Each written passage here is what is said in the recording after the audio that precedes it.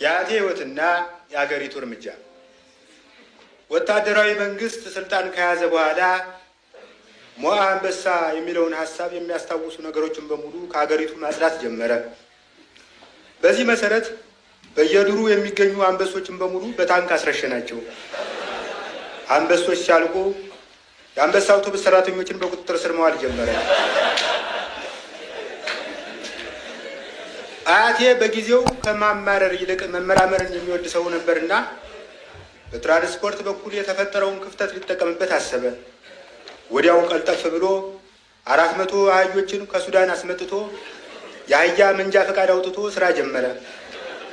የእርሱ አህዮች በየፌርማታው ላይ የተሰጣቸውን መለያ ቁጥር ለብሰው ይቆሙና መንገደኛ ይጠባበቃሉ። በ24 ቁጥር አውቶቡስ ይሳፈር የነበረ መንገደኛ 24 ቁጥር አህያን ይጠብቅና ይሳፈራል። በአውቶቡስና በአህያ ትራንስፖርት መካከል ያለው ልዩነት አንድ ነው። አህዮች የመገመጥ እንጂ የመገልበጥ አደጋ ይደርስባቸውም ነበር። በጊዜው በሬዲዮ ይተላለፍ የነበረው የትራፊክ አደጋ ዜና ይህን ይመስላል። 2 ሰዎችን አሳፍሮ በሌሊት ይጓዝ የነበረ ንብረትነቱ የአቶ ሰውነቴ የሆነ አህያ ከጅብ መንጋ ጋር የመላተም አደጋ ደርሶበታል። የአደጋ ጊዜ ሰራተኞች ከቦታው ሲደርሱ በሕይወት ያገኟቸው ጅቦችን ብቻ ነበር።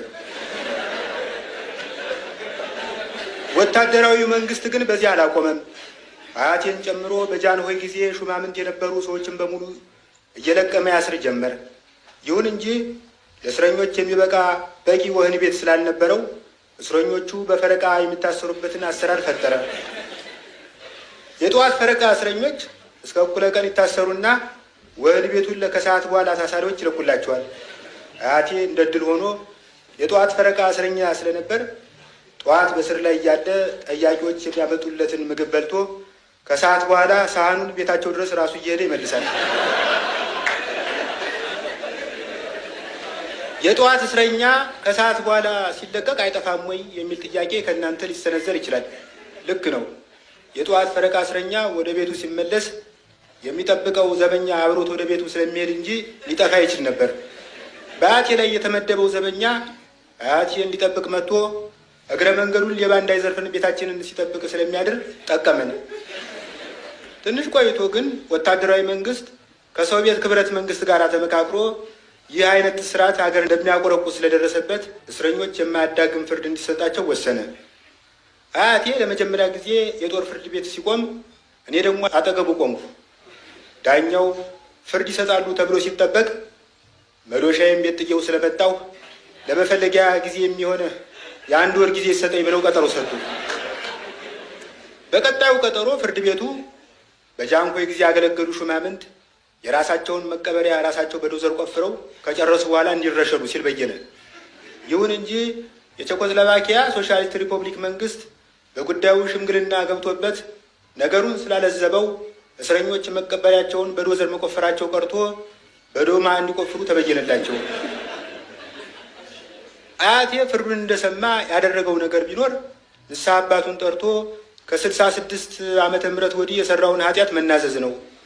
ከ66 በፊት የነበረው ኃጢአት ግን በሀገር አስተዳዳሪነቱ የፈጸመው በመሆኑ ከሀገሪቱ ኃጢአት ጋር እንደሚመደብ የታወቀ ነው።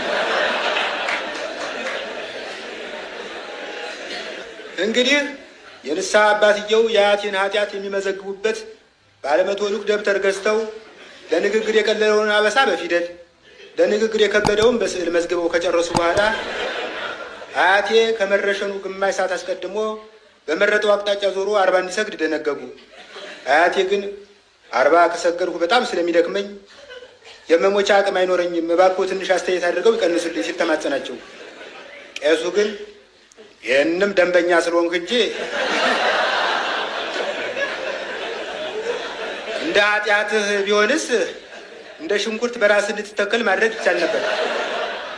ለማንኛውም ግን ይከብደኛል የምትል ከሆነ 20ውን ስገድ፣ ቀሪውን 20 የልጅ ልጅ ይሰግድልሃል ብሎ አሻሻለ። በመረሸኛው ቀን እስረኞች በዶማቸው መቀበሪያቸውን ይቆፍሩ ጀመር። አንዳንዶቹ በትንሣኤ ቀን መለከት ሲነፋ ቶሎ ለመውጣት እንዲያመቻቸው ጉድጓዳቸውንም ብዛም ሳያዘልቁ ቆፈሩት። ሌሎች ግን የአካባቢው ሰው የገበጣ መጫወቻ ሲቆፍር አጽማቸውን እንዳያገኝባቸው ሰግተው አዝልቀው ቆፈሩ። ያም ሆነ ሁሉም እንደ የጥልቀቱ በቆፈረው መቃብር አፍ ቆሞ ተረሸነ። አያቴ ተራው ደርሶት መቀበሪያውን በሚቆፍርበት ሰዓት ግን አንድ አስደናቂ ነገር ተከሰተ። 2 ክንድ ያህል እንደቆፈረ አንዳች ጠረን ያለው ፈሳሽ ፍልቅ ፍልቅ ቡልቅ ቡልቅ ይል ጀመር። ፈሳሹን ቀርቦ ሲያው ናፍጣ ነው። ገዳይ ወታደሮች ይህን በተመለከቱ ጊዜ ለበላይ ባለስልጣናት አመልክተው አካባቢው በ2 ብርጌድ ጦር ተከበበ። የሀገራችን መንግስት ወዲያውኑ በአካባቢው ቁፋሮ እንዲያካሄድለት የኩባን መንግስት ተማጸነ። የኩባ መንግስት በበኩሉ ከሚገኘው ናፍጣ ላይ ግማሹን ከወሰድኩ እቆፍራለሁ ብሎ ተዋውሎ ቁፋሮ ተጀመረ። ከብዙ ቁፋሮ በኋላ ግን ከ100 ዓመታት በላይ ተቀብሮ የኖረ የናፍጣ ጀሪካን ብቻ ተገኘ። ጉዳዩ በምድር ፈልፋዮች ወይም አርኪኦሎጂስቶች ሲጣራ በአጤ ምኒልክ ዘመነ መንግስት ይኖር የነበረ ብላቴና ናፍጣ ግዛ ተብሎ ገዝቶ ሲመለስ እንቅፋት መጥቶት ከመንገድ ስለሞተ ከዚያው ከጀሪካኑ ጋር ተቀብሮ ኖሯል።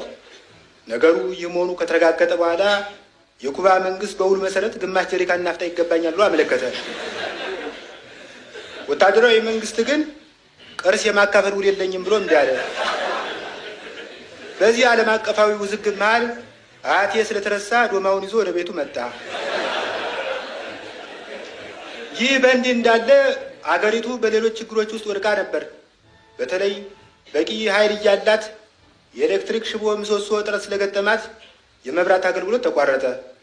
በዚህ ሁኔታ ውስጥ የአፍሪካ መሪዎች ጉባኤ ስለተቃረበ መንግስት ረጃጅም ወጣቶችን ከየመንደሩ መልምሎ ጎዳና ላይ በየ100 ሜትር ርቀት ላይ ቆመው ፋኖስ ሲያበሩ እንዲያድሩ አደረገ። መብራት አንጠልጣይ ወጣቶች ብርድ ሲቆጋቸው ስለሚያድሩ በማግስቱ የአሜሪካን የነጻነት ሐውልት ይመስል አንድ እጃቸው እንደዘረጉ ደርቀው ይገኛሉ። ይህ ብቻ አይደለም። ጥቂት የሀገራችን ህፃናት በድንበር አካባቢ ብይ ሲጫወቱ አንዱ ህፃን ጥሩ አድርጎ ያስፈነጥራት ብይ ጎረቤት ሀገር በመግባቷ የድንበር ጦርነት ተቀሰቀሰ። መንግስትም ከፋኖስ አንጠልጣይነት የተረፉ ወጣቶችን በብሔራዊ ውትድርና ይመለምል ጀመር። ቀሪ ወጣቶች ደግሞ ጫት ሲቅሙ ይውሉ ነበር። በጊዜው መቃሚያ ዛፍ እንጂ መቃሚያ ቤት አልነበረም። ወጣቶች መቃም ሲፈልጉ በአካባቢያቸው በሚገኙ የጫት ዛፎች ላይ ወጥተው ወፎችን እንደ ዝንብ አሁንም ከዓይናቸው ግድም እያባረሩ ቀንበጡን ይቅማሉ።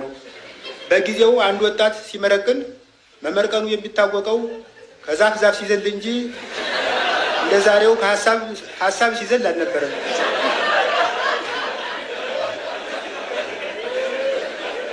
አያቴ ይህን ሀገራዊና ክፍለ ሀገራዊ ችግር ሲያይ ሰውነቱ ብቻ ሳይሆን አናቱም ሳይቀር ስለከሳ 2 ባርኔጣ ደራርቦ ለማድረግ ተገዷል። ብስጭቱ እየበረታ ሲመጣ በመንግስት ላይ ለመሸፈት አሰበ። ለመሸፈት የሚያስፈልጉ 2 ነገሮች ጠመንጃና ጥቅጥቅ ያለ ጫካ ናቸው። አያቴ ጠመንጃ አግኝቶ ጥቅጥቅ ያለ ጫካ ፈልጎ ስላጣ ችግኝ ተክል ጀመር። አያቴ ከዚህ በኋላ ለሀገሬ መልፋት እንደሚያስጠቃይ ከሆነ ለራሴ ያስባለሁ ብሎ 1 ክፍል ያለው ቤት መስራት ጀመረ።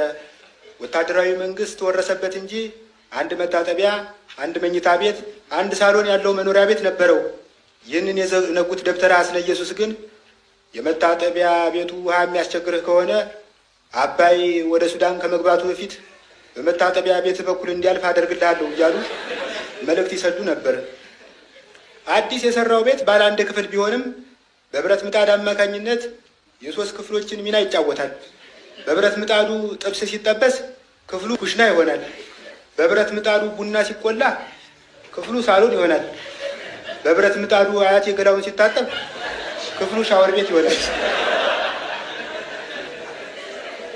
በዚህ አይነት አያቴ ጤንነቱን እየጠበቀ ንጽህናውን እየጠበቀ ታክሲም እየጠበቀ ሲኖር አንድ በጎረቤት የሚኖሩ ሴትዮ ዶሮ ብታልም ጥሬዋን የሚል ተረትና ምሳሌ ሲናገሩ ስለሰማ ዶሮ የማርባት ሀሳብ ተከሰተለት።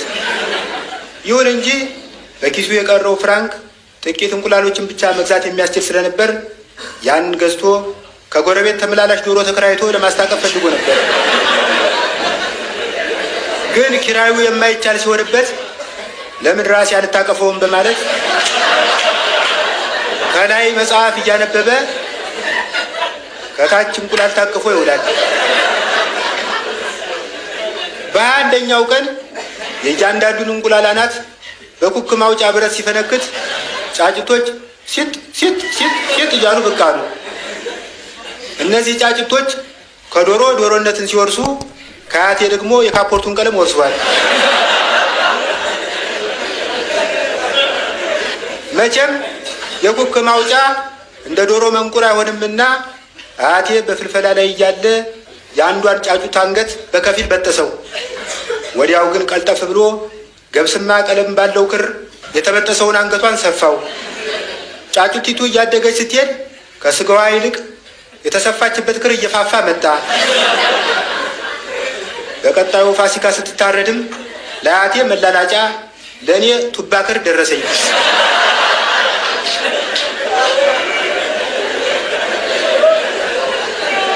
አያቴ ከሚያረባቸው ዶሮች ጋር መዋል ማደር ከማብዛቱ የተነሳ የአውራ ዶሮ አኗኗር ተጽዕኖ በሕይወቱ ላይ መንጸባረቅ ጀመረ። ከተጽዕኖቹም መካከል ወደ ሴቶች አብዝቶ መሄድ፣ ጓሮውን ያለ ምክንያት መኮትኮት፣ ካፖርቱን አሁንም ማራገፍ፣ ቀይ ኮፍያውን ሳያወልቅ መተኛት ወዘተ ይገኙበታል። አመሰግናለሁ።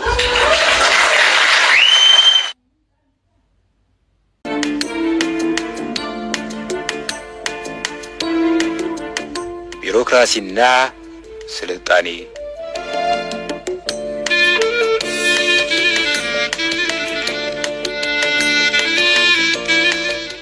ለአፄ ቴዎድሮስ ንጉሠ ነገሥት ዘኢትዮጵያ ጉዳዩ ዘመናዊው ወፍጮን ስለማቋቋም እኔ መሸሻ ዘቢደር የተባለው የአበሻ ሊቅ ከአውሮፓ ለመቅደም በምናደርገው ጥረት ተሳታፊ ለመሆን ዘመናዊ ወፍጮ ለመስራት በዝግጅት ላይ ይገኛለሁ። ግርማዊነቱ እንደሚያውቁስ ከዚህ በፊት በድንጋይ የተሰራ ወፍጮና አመጅ ነበረን። ይሁን እንጂ ብዙም ጥቅም አላገኘንበትም። የሚስቶቻችንን ክንድ ከማዛልና የሸረከተ እህል ከማቅረብ አልፎ የፈየደልን ነገር የለም። ስለዚህ ይህንን ችግር ከግምት በማስገባት ዘመናዊ ወፍጮ ለማቋቋም ተነሳሁ። እንደሚታወቀው ወፍጮ ለአንድ ሀገር ከሚያስፈልጓት የስልጣኔ ቀንዲሎች ዋናው ነው ቢባል ማጋነን አይሆንም። ሮማና ግሪክ አሁን የደረሱበት እርምጃ ላይ ያለ ወፍጮ ደረሱ ቢባል በእውነቱ ይህ ጉዳይ ከእውነት ያፈነገጠ ሐሳብ በተባለ ነበር። ኩሩ ሕዝብ በሽርክት ዱቄት የተቦካ እንጀራ አይበላም። ኩሩ ሕዝብ በሴቶች ጣት ሐር ያስፈትላል እንጂ መጃ ያስገፋል። አገራችን ኢትዮጵያ አክሱምን፣ ላሊበላን የመሳሰሉ ድንቅ ቅርሶች አሏት። እኒህ ግን ያለ ወፍጮ የተሟላ መስህብ ሊኖራቸው አይችልም። ወፍጮ እስትንፋስ ነው። ወፍጮ እምነት ነው። ወፍጮ የአንድ አገር መሀል አገዳ የልብ ትርታ ነው። ወፍጮ ምን ልበለው ጃንሆይ፣ በቃ ወፍጮ ነው። ግርማዊነቱ እርስዎ በአሁኑ ጊዜ በመድፍ ስራ እንደተጠመዱ አውቃለሁ። ይህም መልካም ነገር እንደሆነ አላጣሁትም። ይሁን እንጂ ወፍጮ ቢኖር ሰራተኞች ጥሩ ህብስት እየበሉ የመድፍ ስራውን ያቀላጥፉት ነበር። ስለዚህ ይህንን ፍላጎቴን ከግምት በማስገባት ለስራዬ እንዲሆነኝ ብረት ማቅለጫ እንዲልኩልኝ እለምናለሁ። ከእጅ መንሳት ጋር አክባሪዎ መሸሻ። የቴዎድሮስ መልስ። ሐሳብህ ጥሩ ነው፣ ግን ምን አይነት ብረት እንደምትፈልግ አልጣፍክልንም፣ መጠኑንም አልዘረዘርክልንም። ይህንን አፍታተህ ብትጽፍልን የፈለግከውን እንፈጽምልሃለን። ቴዎድሮስ ንጉሠ ነገሥት ዘኢትዮጵያ። መሸሻ ከሁለት ወር በኋላ እንዲህ ብሎ ጻፈ። ጃንሆይ፣ የምፈልገው ብረት መድፍ የሚሰሩበትን አይነት ነው። 4 ጉማጅ ቢልኩልኝ ይበቃኛል። አክባሪዎ መሸሻ። ቴዎድሮስ ለመሸሻ ከ4 ወር በኋላ የሚከተለውን ጻፉለት። 4 ጉማጅ እንደሚበቃ ጽፈህልኛል። በምን ይምጣልህ? በአህያ ተጭኖ ይምጣልህ ወይስ በሰው ትከሻ? አፍታተህ ጻፍልኝ።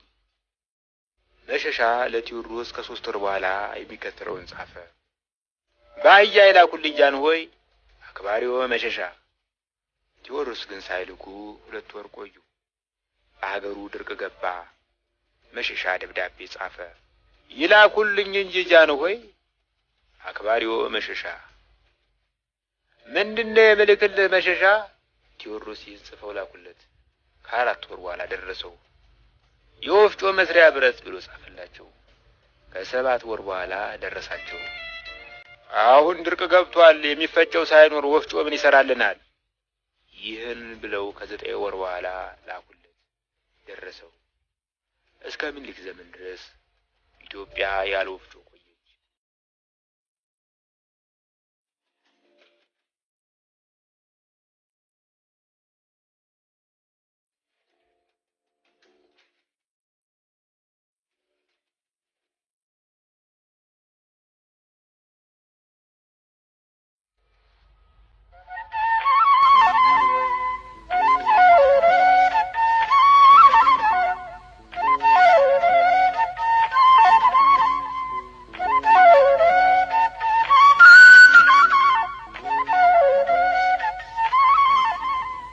እራትና መብራት። ጀንበሪቱ ወደ ማደሪያዋ አልዘለቀችም። ጨርሶ አልመሸም። በጊዜ እራት ወደሚያገኙባት ቤት እየሄዱ ነው። 5 ዓመት የሞላው የልጅ ልጃቸው መዳፋቸውን በትንሽ እጁ ጨብጦ ይመራቸዋል። አቡሽ ወደ እማማ ታንጉት ቤት ውሰደኝ ወደ ተባለው ቦታ የሚያደርሰውን መንገድ ያዘ። ቀኑን ሙሉ ለምነው 5 ብር አግኝተዋል። በ3 ብሩ እራት ይበሉበታል። በተረፈው ጠጅ ይጨልጡበታል። ይህን ሲያስቡ የታንጉት ቤት ራቃቸው። ደህና ውለዋል ወይ? ማንነቱን በሚንቀጠቀጥ ድምፁ ለዩት። እግር አልባው ተመጽዋች ነው። ደህና አምሽተሃል ውብ ሊቀር። ዛር መስጌን ዝምበላቸውን ጠይቁት። ዝምበላቸው ይሄኛው በአይነ ስውርነትና በግብር የሚመስላቸውን ባልንጀራቸውን አስታወሱ። ኋላ ሌላ ዝምበላቸው አለ እኮ። እሱ ምን ሆነ? ሞት ለትንሽ ሰፋው። ምን ገጥሞት አንተ? ቀበሮ የማሰው ጉድጓድ አደናቅፎት ሲወድቅ ጥርብ ድንጋይ አግኝቶ ጭንቅላቱን ተረተረው። በስመ አብ ወወልድ ወመንፈስ ቅዱስ። ያለ መሪ ምን መንገድ አስከጀለው? አይ መሪ ሲኖር አይደል? ትንሽ ልጁ የት ሄዶ? አልሰምየን ግባ በለው። ተኮበለለ 1 ሰንበት አልፎት። ውስጣቸው በድንጋጤ ተናጠ። ድንገት የዝምበላቸው ገጽታ በሐሳባቸው መስኮት ብቅ አለ። ሿ ብሎ ተኝቶ ከጭንቅላቱ ላይ የፈሰሰው የረጋ ደም ፊቱ ላይ ደለል ሰርቶ እንደ አይኑ ብርሃን የልቡ ተስፋ ጠፍቶ። ልጁ የኮበለለ ተመሮ ነው። ከፍቶት ነበር። የዘመኑ ልጆች መከፋታቸውን በልባቸው ይሸሽጉታል። እኛም ቻይና ገራገር መስለው ይታዩና እንዘናጋለን። የቆረጡ ቀን ግን አጋንንት ናቸው፣ አይጨበጡም። ይህን ካለ በኋላ የዳህ ራቀ። ዳናው ሲጠፋ ፍርሃት ወረራቸው። ከንፈራቸው መንቀጥቀጥ ጀመረ። አቡሽ ደግመው ጠሩት። መንገዱን እያሳበረ ይመራቸዋል። የባልንጀራቸው የዝምበላቸው ስዕል ሊልናቸው እስገዘፈ። አወዳደጉ እንደ ዋርካ በቁሙ ሲገነደስ፣ ምድር ላይ የተተከለ ስል ድንጋይ ከታች ሲቀበለው፣ አያቴ። አቤት አቡዬ። ደብተሬና እስክሪብቶዬ ሊያልቅብኝ ነው። ሌላ ጊዜ ቢሆን ኑሮ 1 ቀን ይገዛልሃል ብለው ያዘናጉት ነበረ። አሁን ግን ግብራቸውን ለወጡት። እጃቸው ወደ ኪሳቸው ፈጠነ። ባለ 16 ሉህ ደብተርና 1 እርሳስ ገዝተና የጠወለገች የሰንሰል ቅጠል የመሰለችውን አሮጌ ብር ተቀብሏቸው ቱር ብሎ ሄደ። ወዲያው እንግዳ ብቸኝነት ሲሰፍርባቸው ተሰማቸው። የልጅ ልጃቸው የዘገየ መሰላቸው። ይኸው ሊቀር ንግግር ወደ ልቡ ሰርጎ ይሆን ብለው አሰቡ። አይ ሊቀር አሁን ያን የመሰለው በልጅ ፊት ይነገራል። የትንሹ ልጅ ዳን አልተሰማም። ዝምበላቸው ዳግመኛ ህሊናቸው ውስጥ ተከሰተ። ክንዶቹ ተሰብረዋል። ቅልጥሞቹ ተጋግጠዋል። ያቃስታል። ምነው ጌታዬ ብታሰርፈኝ የሚለው የምሬት ቃል ይደጋግማል። የዘመኑ ልጆች መከፋታቸውን በልባቸው ይሸሽጉታል። እኛም ቻይና ገራገርም ይመስሉንና እንዘናጋለን። የግራ አልባው ተመጽዋች ማሳሰቢያ ዝነ ልቦናቸው ውስጥ ነጠረ። ስጋት አጥለቀለቃቸው። መጥቻለሁ አያቴ። አላመኑም። አቡሽ አንተ ነው? ራሴ ነኝ። ደብተሩና እርሳሱን ገዛህ? አዎ አያቴ። ተመስገን አሉ በልባቸው። ለማረጋገጥ የፈለጉ ይመስል መዳፋቸውን ቁልቁል ሰደዱት። አግድም የታረሰ ጉድባ የመሰለውን ሸካራ ራሱን ሲነኩት ተረጋጉ። አቡሽ እስክሪብቶ ነበር የጠየቅከኝ። ለጊዜው በእርሳሱ ጣፍበት። ነገ ተነገ ወዲያ እስክሪብቶውን እገዛልሃለሁ። ዝም አለ ልጁ። እውነቴን እኮ ነው። እርሳሱንም በደህና ምላጭ ተቀርጸው እስክሪብቶ አንሱ አያንስም። በዝምታ ይመራችኋል። ዝምታው ረበሻቸው። አኩርፈህ ነው? አሁን የሚያስኮርፍ ነገር ሆኖ ነው በጊዮርጊስ። ነገ ተነገ ወዲያ እኮ ደፍተሩንም እስክሪብቶውንም ጨመር አድርጌ እገዛልሃለሁ። ብቻ አንተ ጥሩ ልጅ ሆነህ ተገኝ። በአርምሞ እንደተከረቸመ ቁልቁል ይዟቸው መውረድ ጀመረ። ከኪሳቸው ከቀሩት ብሮች አንዱ አመዘዙ።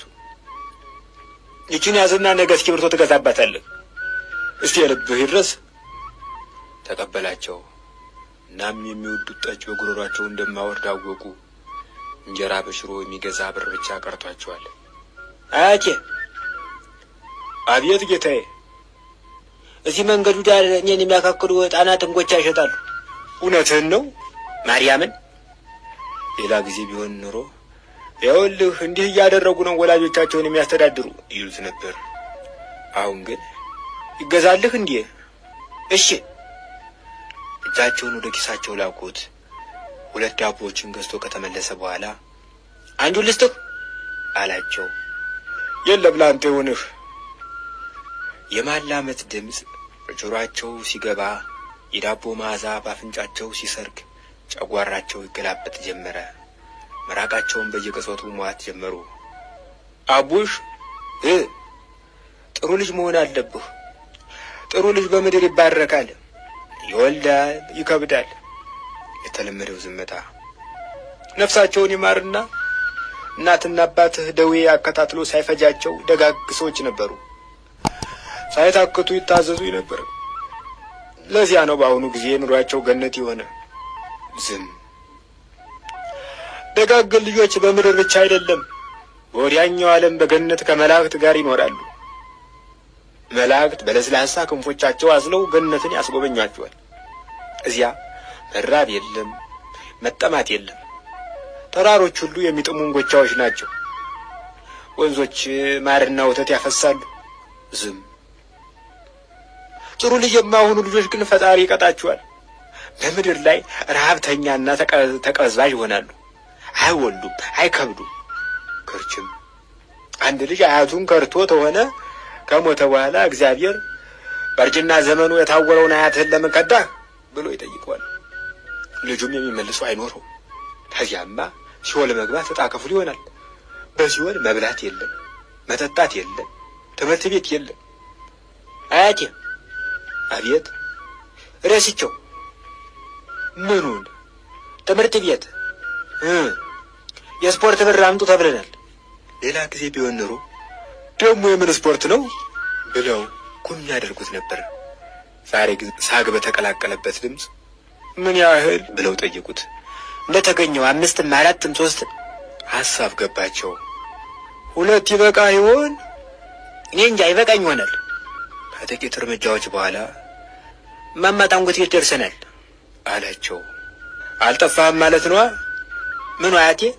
የእማማ ታንጉት ቤት። ረጋ አይጠፋኝም። ጎሽ በላ፣ አሁን ወደ መጣንበት መልሰኝ። ትንሹ ልጅ አመነታና የመንገዱን አቅጣጫ ቀየረ።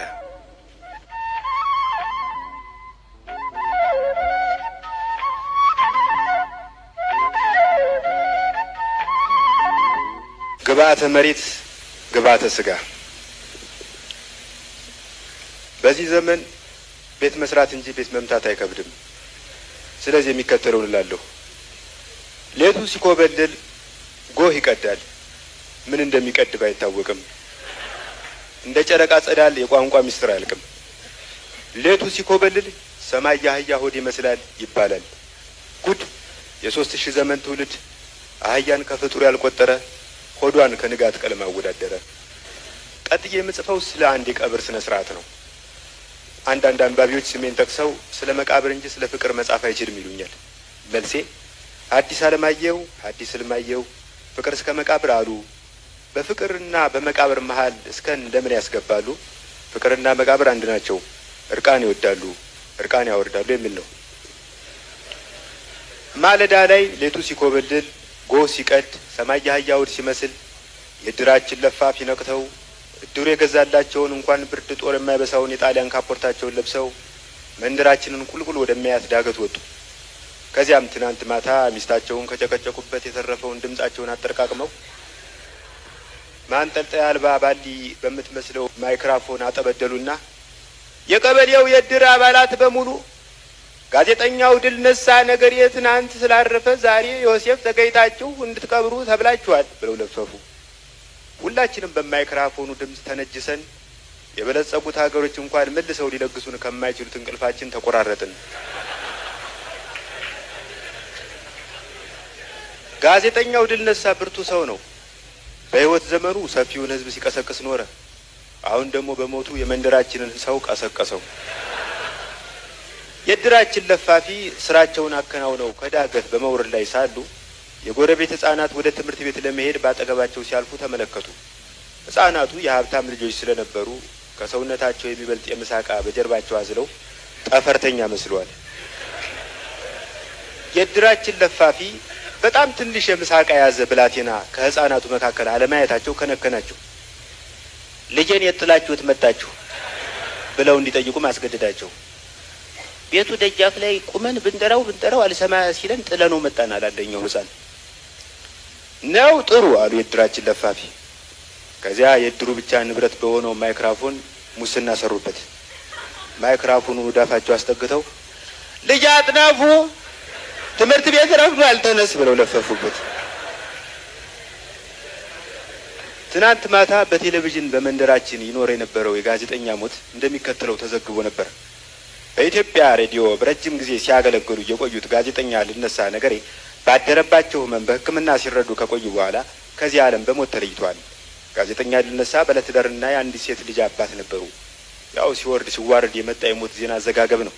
ባደረባቸው ሕመም የሚለው በከረመባቸው ሕመም ተብሎ እንኳን አልተሻሻለም። አዲስ ነገር የማይናፍቅ የለም።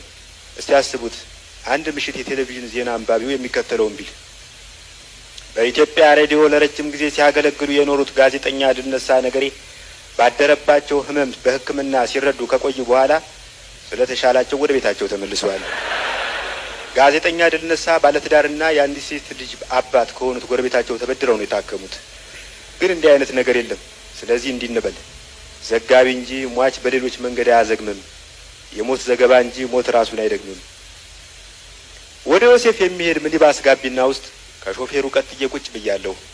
ከኔ ቀጥሎ ዮሴፍን አልፎ የሚሄድ ተሳፋሪ ተቀምጧል። ሳይቸግረኝ አንድ ልቦለድ እያነበብኩ ነበር። አጠገቤ ያለው ተሳፋሪ ወደ ጎን እየተገላመጠ በእሱ በኩል ያለውን ገጽ በነጻ ያነባል። በልቦለዱ ውስጥ ዋናው ገጸ ባህሪ የገጸ ባህሪዋን የውስጥ ሱሪ ለማውለቅ የሚታገልበትን አንቀጽ ላይ ሲደርስ ሚኒባሱ ዮሴፍ ቤተ ክርስቲያን ላይ ደረሰ። መጽሐፌን አጥፌ ለመውረድ ስዘጋጅ ይቅርታ ትንሽ ልትቆይልኝ ትችላለህ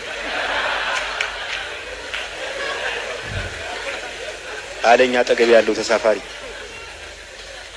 ስላሳዘነኝ ራሴን እንዳትሮኖስ መጽሐፍ መግለጫ አድርጌ 2 ፌርማታ ያክል አልፌ ሄድኩለት። ወዲያው ግን ከዮሴፍ በጣም መራቄ ሲገባኝ ወደ ተሳፋሪው ዞሬ ይቅርታ ወንድሜ ከዚህ ገጽ በኋላ ወሲብ የለም ምክር ብቻ ነው ስለው ግድ የለም ትንሽ ቆይልኝ አለ ተሳፋሪ። ወንድሜ ቀጠሮ ሰዓቴ አልፏል፣ ከፈለክ መጽሐፉን ውሰደው ውረድና አስወርደኝ ብዬ ጮሁ። እንዲሁኝ ልውረድ አለኝ ወደ ሱሪ መጋጠሚያ እየጠቀመ። ሌላ 3 ፌርማታ አልፌ ሄድኩ። ወደ ዮሴፍ ስመለስ ጋዜጠኛው የእድራችን አባል ተቀብረው ቀባሪዎች ወደ ቤታቸው ተበታትነው ደረሱ። አዘኑ። ግን የሚሄድበት ቦታ ስላልነበረኝ ሌላ ሟች ለምን አላስቀብርም በማለት እዚያው ቆየሁ። ቁጥር ላይ ያን ያክል ነኝ። ብቻ በግምት ከ7 እስከ 700 የሚደርሱ ለቀስተኞች ተሰብስበው የማላውቀውን አስከሬን ይጠብቃሉ። ብዙ ለቀስተኞች አስከሬኑ ይመጣል ከተባለበት ሰዓት በጣም ስለገየ በጣም አዝነው ያለቅሱ ነበር።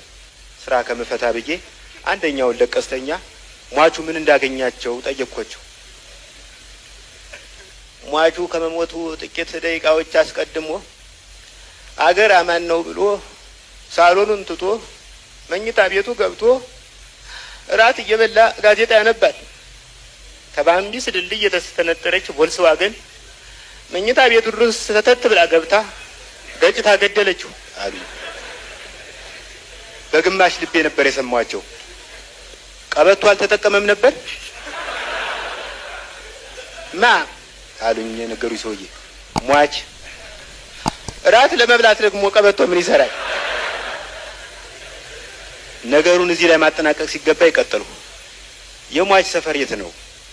4 ኪሎ አሉኝ ሰውዬው። ታዲያ ባምቢስ ላይ የተገለበጠች መኪና 4 ኪሎ ሆኖ ራት ሲበላ የነበረን ሰውዬ እንዴት ልትገድል ቻለች? እኔ ምን አውቄ። ብቻ ያው መቼም አብዛኛው መኪና የሚገለበጠው ባምቢስ ነው ብዬ ነው። በትዕግስት ጠብቁ፣ አስከሬኑን የያዘች መኪና እየመጣች ነው አሉ የድሩ ሊቀመንበር። ወዲያው ከለቀስተኞች መካከል አንድ በስደት ለ30 ዓመታት ሱዳን የቆዩ ሰው እየወጡና ወገኖቼ ያው ሰብሰብ ብላችሁ ስላገኘኋችሁ ደስ ብሎኛል። ይህ አጋጣሚ ተመልሶ ስለማይገኝ ገዳሪፍ እያለሁ የጻፍኳት አንዲት አጥር ያለች ልቦለድ አለች። ያችን እንዳነብብ ቢፈቀድልኝ ወዳለሁ። ያው መቼም የሥነ ጽሑፍ ምሽት የሚያዘጋጁ ሰዎች እድል ስላልሰጡኝ ነው እንጂ በእውነቱ ቀብር ላይ ልቦለድ ማንበብ የሚገባ ሆኖ አይደለም ብለው ወረቀት ሊያወጡ እጃቸውን ወደ ኪሳቸው ሲልኩ ልቦለድ አታነብም እዚህ አሉ የድሩ ሊቀመንበር ቱግ ብለው። እንግዲያስ ግጥም ላንብብ አሉ ሰውየው ጉጉትና ትካዜ በተቀላቀለበት ድምፅ። ይህ በእንዲህ እንዳለ የሆነ ለቀስተኛ ወደ ድሩ ሊቀመንበር ጆሮ ቀርቦ የሆነ ነገር ሹክ አለ። የድሩ ሊቀመንበር ራሳቸውን በግርምት ከነቀነቁ በኋላ መቃብር ቆፋሪዎች እስቲ ሌላ አንድ ተጨማሪ ጉድጓድ ቆፍሩ፣ አስከሬኑን ይዞ እየመጣ የነበረው መኪና ተገልብጦ ሾፌሩ ሞቷል በማለት ተናገሩ።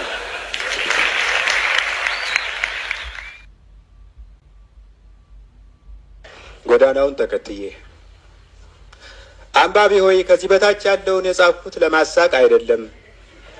በእውነቱ በአሁኑ ጊዜ ከበላቸው ግርማ በቀር የሚስቅ ኢትዮጵያዊ አይገኝም።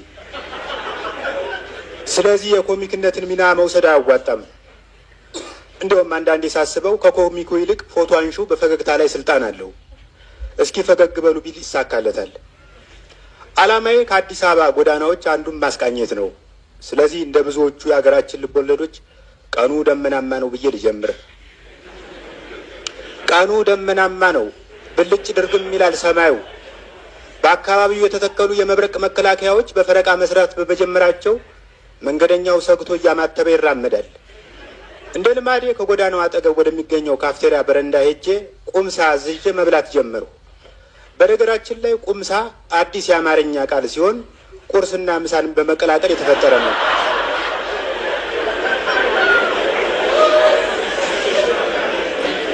መቼም አመጋገብን ማሸጋሸግ ቃላትን እንደ ማሸጋሸግ አይቀልም። ያም ሆነ ይህ ከቀኑ 5 ሰዓት ላይ ቁምሳዬን ፓስታ አዝዤ እየበላሁ ነው። በረንዳ ላይ የምበላበት ምክንያት ውስጥ ቦታ አጥቼ ነው? አይደለም። በረንዳው ለጎዳናው ስለሚቀርብ በልቼ ማደር መቻሌን ለህብረተሰቡ ለማሳየት ነው። አስተናጋጁ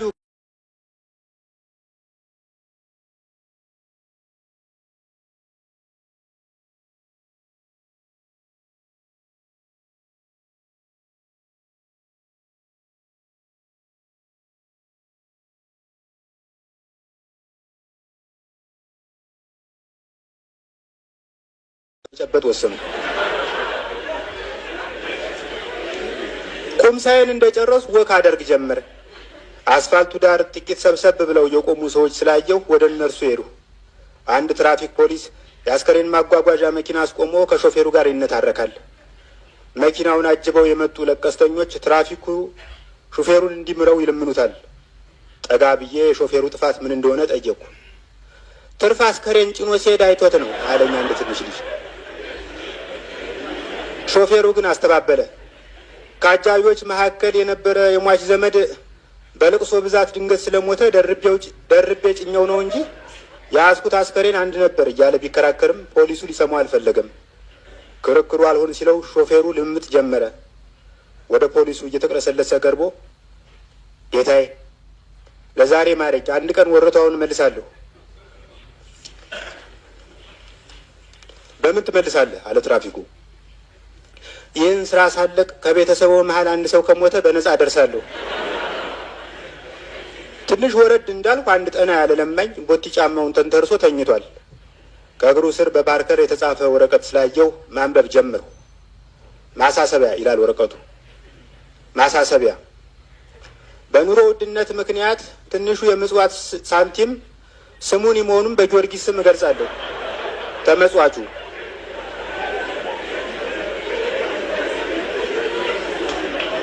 በዚህ ተገርሜ ዝቅ ስል ዘመናዊ ሚዛን ከኢንግላንድ የሚል ጽሑፍ ያለበት ሚዛን የታቀፈ ጎረምሳ ዘንድ ደረሱ። አንድ አልፎ ያጅ ጎልማሳ ሳይቸግራቸው ወደ ሚዛኑ መጥተው ከተመዘኑ በኋላ የሚገርም ነው፣ ክፍለ ሀገር ደርሼ ስመጣ በ3 ኪሎ ቀነሱ አሉ።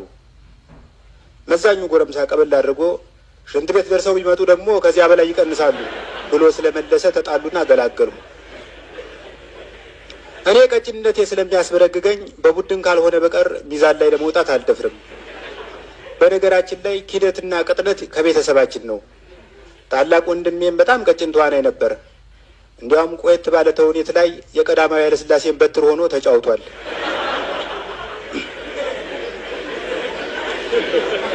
ጎዳናውን ተከትዬ ትንሽ ወረድ እንዳልሁ 2 መንታ ሊስትሮች እኔ ጋና እያሉ ጥሪ ያቀረቡልኝ። የእኒህ ሊስትሮች አለባበስ ይገርመኛል። በበጋ ተቃዋሚው ፓርቲ ያኔ ለምርጫ ቅስቀሳ የበተነውን ቲሸርት ይለብሳሉ። በክረምት ብርዱን ስለማይችሉት ገዢው ፓርቲ የበተነውን ቲሸርት ደረቡበት። ከፖለቲካ ፓርቲዎች ሀሳብ ይልቅ ቲሸርታቸው ኮምፕሮማይዝ ለማድረግ የተመቸ ሳይሆን አይቀርም። ብቻ ነገር ሁሉ ወደ ተሻለ ይለወጣል። ማን ያውቃል?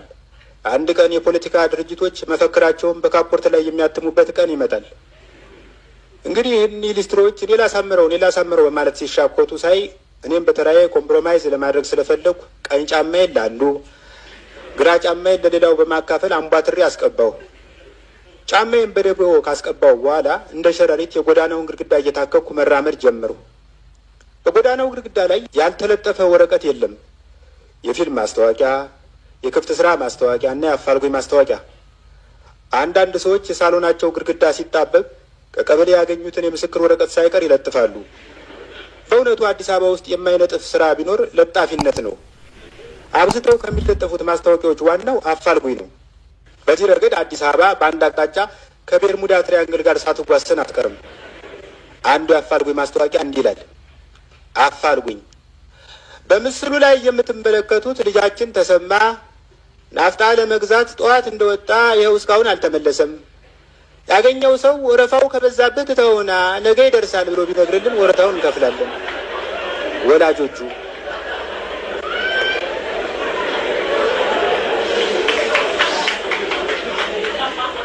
ከዚህ ማሳሰቢያ አጠገብ የግጥም ውድድር ማስታወቂያ አገኘሁ። በግጥሙ አንደኛ የወጣ የ2000 ብር ተሸላሚ ይሆናል ይላል። ወዲያው በግማሽ ልቤ የምጽፈውን ግጥም በግማሽ ልቤ ደግሞ በ2000 ብር ምን እንደማደርግበት ማሰብ ጀምሮ ትንሽ ዝቅ ስል ግን ይህንን ውድድር መወዳደር የሚችሉት 18 እና ከዚያ በታች በሆነ እድሜ የሚገኙ ወጣቶች ብቻ ናቸው ብሎ ቅስሜን ሰበረው። ይገርማል። የ18 ዓመት ወጣት እያለሁ በውድድር አንደኛ ወጣ ነበር። 2000 ብር ተሸልሜ ግን አላውቅም። እውነት ለመናገር ያኔ 2000 የህዝብ ቁጥር እንጂ የገንዘብ መጠን መሆን አልጀመረም ነበር። አንድ ጊዜ አንደኛ እንደወጣው የክብር እንግዳው በተሰበሰበ ህዝብ መሀል አስጎንብሰው እጄን ጨምድደው ከጨበጡኝ በኋላ ከርደድ ያለ ሰርተፊኬት ሰጡኝ። ያንን ወደ ቤት ይዤ ብሄድ ሰራተኛችን ተቀብላ የሰዓት ማራገቢያ አደረገችው። ከዚያን ጊዜ ጀምሮ ከእያንዳንዱ የበሰለ ምግብ ጀርባ የኔ ግጥም እንዳለ ይሰማኝ ጀመረ። ስለ ጽሁፍ ዳቦ ባይሆንም ዳቦ ማብሰል እንደሚችል ያኔ ገባኝ። እንግዲህ የግጥም አወዳዳሪዎች 29 እስኪሞላይ ጠብቀው ሰርተፊኬቱን ትተው 2000 ብር መሸለም ጀመሩ ማለት ነው። መብታቸው ነው። እንኪያስ እኔም 18 ዓመት ላይ መቆየም መብቴ ነው። እድሜያችን በጊዜ ረጅ ቢሆንም የልደት ካርዳችን በኪሳችን ውስጥ መሆኑ ያጽናናናል። በእርሱ ላይ መጨመርም ሆነ መቀነስ መብታችን ነው። መቼም በውድድሩ አንደኛ በወጣ አወዳዳሪዎች ለምስክርነት አሮጊቷን የመንደራችን አዋላጅ እንደማይጥሯቸው የታወቁ ነው። እንግዲህ በዚህ አይነት የ18 ዓመት ወጣት እንደሆንሁ ራሴን ካሳመንሁ በኋላ ግጥሙ የሚላክበትን አድራሻ ለመመዝገብ ወደ ማስታወቂያው ብመለስ አጣሁት። ዞር ብል አንድ ጎረምሳ ልዩ የካራቲ ሰልጣኞች ምረቃ በዓል የሚል ማስታወቂያ ሲደርብበት አየሁ። በጣም ከመናደድ የተነሳ ጎረምሳውን በቃሪያ ጥፊ ልወረውረው ፈለግኩ። ግን ከተመራቂዎች አንዱ ሊሆን እንደሚችል በመገመት ተውኩት።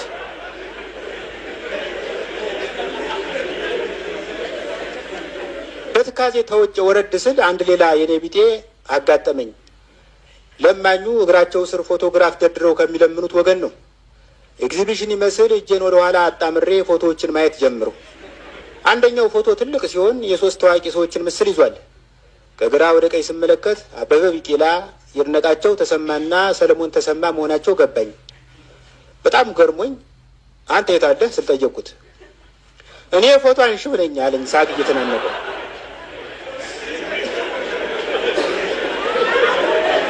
በጣም ስላሳዘነኝ መጸወትኩት። 1 ብር ሰጠሁትና 95 ሳንቲም ተቀበልኩት። ብዙ አልተራመድኩም።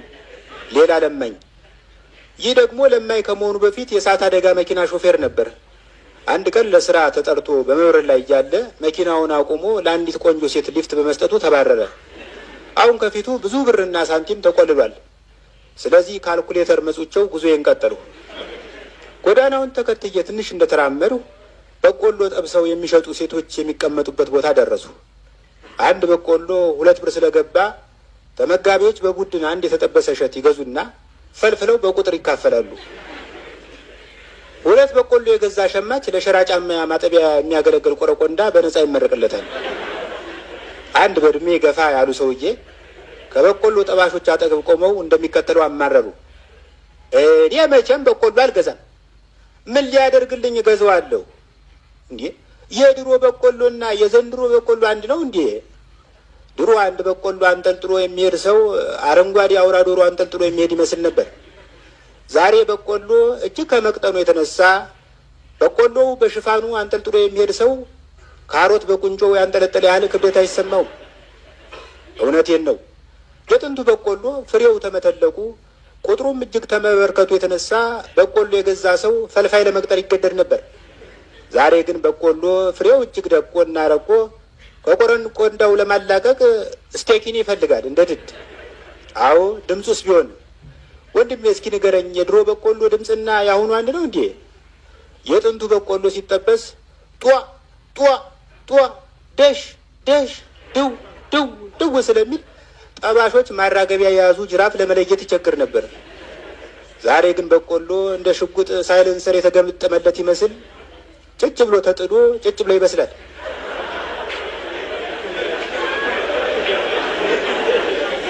በእውነቱ ከጥንቱ ያልተለወጠ ነገር ቢኖር ምድጃው ብቻ ነው። ስለዚህ እኔ በቆሎ መግዛቴን ትቼ ሽልንጌን ከፍዬ በዝናብ የረጠበ ካፖርቴን አስሞቃለሁ። ይህን ሰምቼ ቀሪውን ጎዳና ተከትዬ ትንሽ ወረድ እላለሁ። ትዕይንቱ እንዳይሰለቸኝ በመሃሉ ዞር እያልሁ የሴቶችን ማዕከላዊ ዳሌ እመለከታለሁ። ለምን እንደሆነ እንጃ የሰው ልጅ ኑሮና የሴቶች ዳሌ ካለፈ በኋላ ዞረው ሲያዩት የበለጠ ያምራል።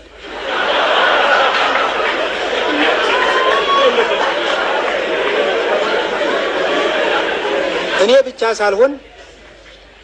ብቻ ሳልሆን መላው የአዲስ አበባ ወንድ አንገቱ በፈቀደለት መጠን እየዞረ እንደሚያይ የታወቀ ነው። አንዳንዱማ በማሳጅ ቤት ተማምኖ ወለም እስኪለው ዞሮ ያያል። ከሴቶች ዳሌ የተረፈውን አይነት ስመልሰው መንገዱ በመለስተኛ ገበያ ተሞልቶ አገኘሁት። ብርጭቆ እንዳልሰብር እየተጠነቀቁ መራመድ ጀመርሁ። የዱብዳ ነጋዴዎች በአንድ አይናቸው ሸማቹን እየጠበቁ በሌላ አይናቸው ከፖሊስ እየተጠነቀቁ ልዩ ልዩ ዕቃዎች በቅናሽ እያሉ ይጮኻሉ። አቤት በመንገድ የሚሸጠው ዕቃ ብዛቱ! አንዳንዴ ሳስበው ከቤታችን ይልቅ ዕቃ ቤታችን የሚተልቅ ይመስለኛል። እንዲያውም ከተማ የሚለው ቃል ኮተትማ ከሚለው ቃል የመጣ እንደሆነ አስባለሁ። በገጠሬውና በከተሜው መካከል ያለው ትልቅ ልዩነት ከተሜዎች ብዙ ዕቃ አጋባሾች መሆናቸው ነው። ገጠሬ ብዙ ዕቃ የማይገዛበት ምክንያት ከከተሜው ያነሰ ፍላጎት ስላለው አይመስለኝም። ይልቁንስ ከከተሜው የተሰወረ ምስጢር ስለተገለጠለት ይመስለኛል። ይህ ምስጢር የመቀያየር ሕግ ወይም ሜታሞርፎሲስ ይባላል። በሜታሞርፎሲስ ሕግ መሰረት ተቀያያሪ እንጂ አላቂ ዕቃ የለም። ለምሳሌ በገጠር የፋንታ ጠርሙስ ጠዋት ፋንታ ይጠጣበታል፣ ከሰዓት ላይ ሽንኩርት ወይም ድንች ይሰለቅበታል፣ ማታ የላምባ ዕቃ ሆኖ መብራት ይበራበታል።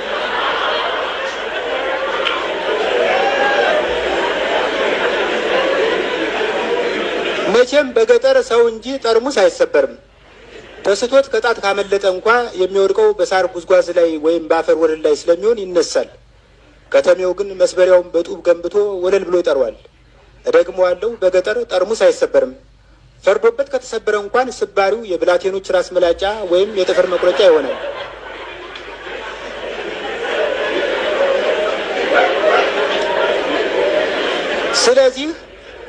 ስለዚህ በገጠር ሁለገብ የሚለው ቅጽል የዕቃ እንጂ የሰው አይደለም። በአንዱ ብዙ ስለሚሰራ ገጠሬ ብዙ ኮተት የለውም። ይህን እያሰብኩ ሳለ የግራ ጡት ማስያዣ ለብቻው በ5 ብር የሚል ጩኸት አናጠለኝ። እናም በከተሜነቴ እኔም ለመሸመት ስለፈለኩ መነጽር ወደሚሸጥ ወጣት ተጠግቼ አንዱን ጠቁሜ ስንት ነው አልኩኝ። 15 ብር ውሰደው አለኝ። መነጽሩን አይኔ ላይ ስሰካው በስማ ማርክ አንቶኒዮን መሰልህ ካላመንከው ራስየው ብሎ ከቦርሳው ውስጥ ክብ መስታወት አውጥቶ ፊቴ ላይ ደቀነልኝ። እውነትም ፊቴን ሳየው አምሮብኛል። ግን ማርክ አንቶኒዮን ትመስላለህ ያለኝ ማርክ ሞሪሰንን ለማለት እንደሆነ ገባኝ። በመጨረሻ 40 ደቂቃ ያህል ከተከራከሩ በኋላ መነጽሩን ትቼ መስታወቱን ገዝቼ ጉዞዬን ቀጠልኩ።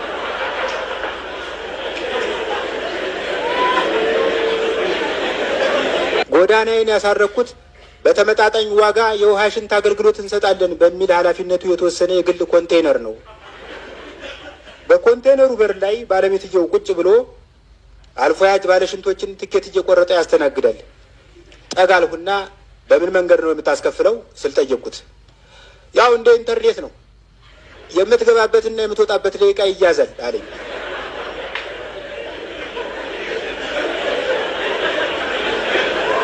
እንዴት ነው ያዋጣል አልኩት። አይ ተወኝ እባክህ በሚል ምልክት እጁን አወናጨፈ። ምን ነው? አይ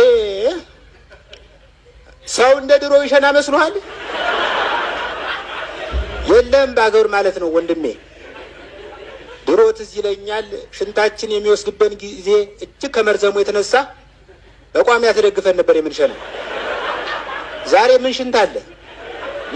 ዛሬ እኮ ሰው የሱሪው ዚፕ መስራት አለመስራቱን ለማረጋገጥ የሚገባ ነው የሚመስለው። አመሰግናለሁ።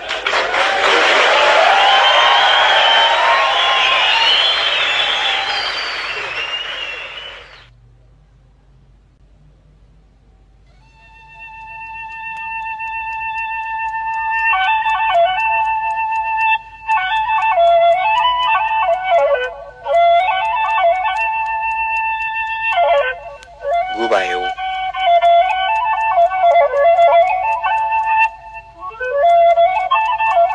መሳፍንት እየተፈራረቁ በነገሱበት ዘመን ንጉሥ አሊጋዝም የድርሻቸውን ገዙ።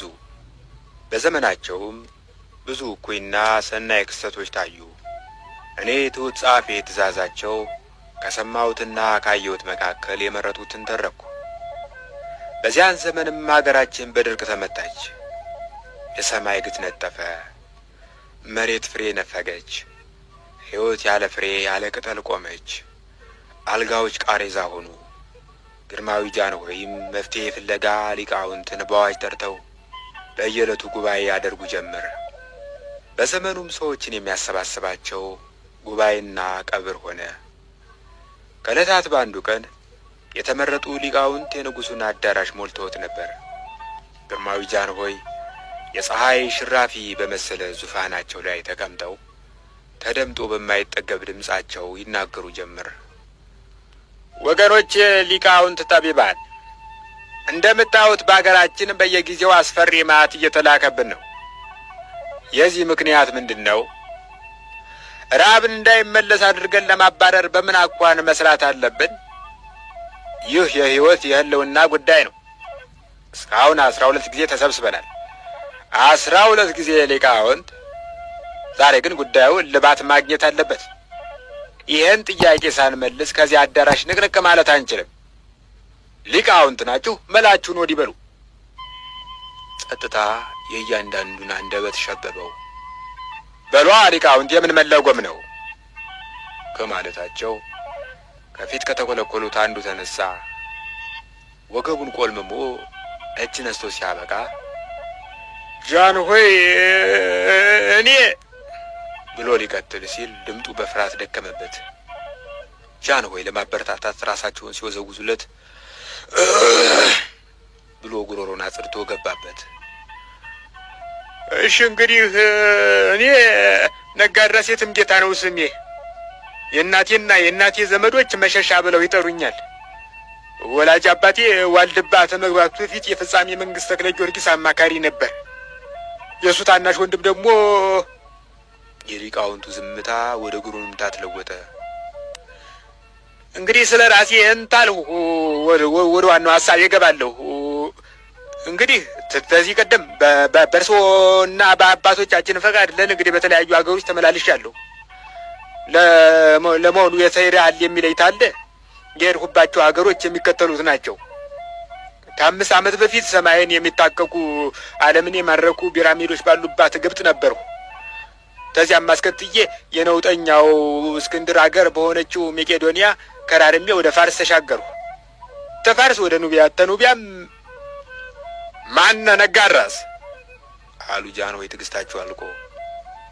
ነጋድራስ ነው ያልከኝ? አዎ ነጋድራስ። እኛ እዚህ የወርቅ ጊዜያችንን ቆጥበን የምንሰበሰበው ያንተን የዙረት ታሪክ ለማዳመጥ አይደለም።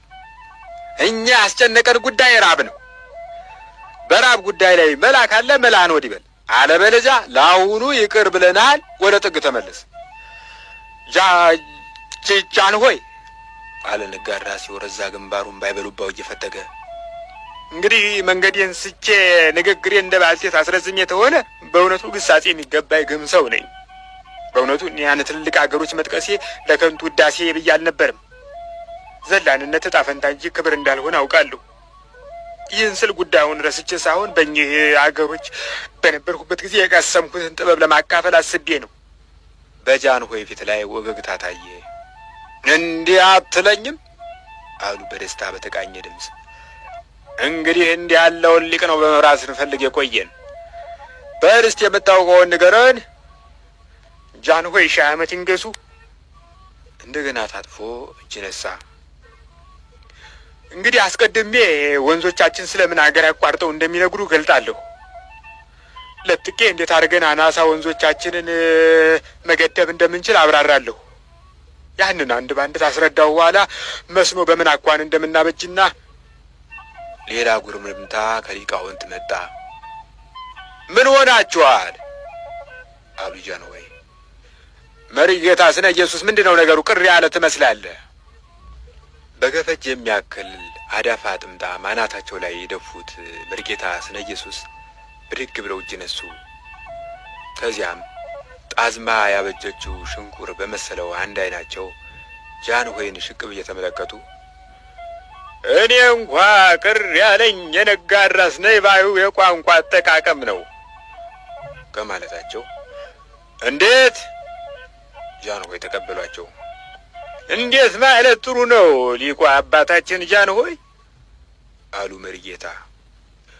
ወንድሜ ነጋድራስ አውቆ በድፍረት ይሁን ሳያውቅ በስተት እንጃ የታፈረውንና የተከበረውን ቋንቋችንን ሲዘነጣጥለው ባይ እንባዬ መጣ።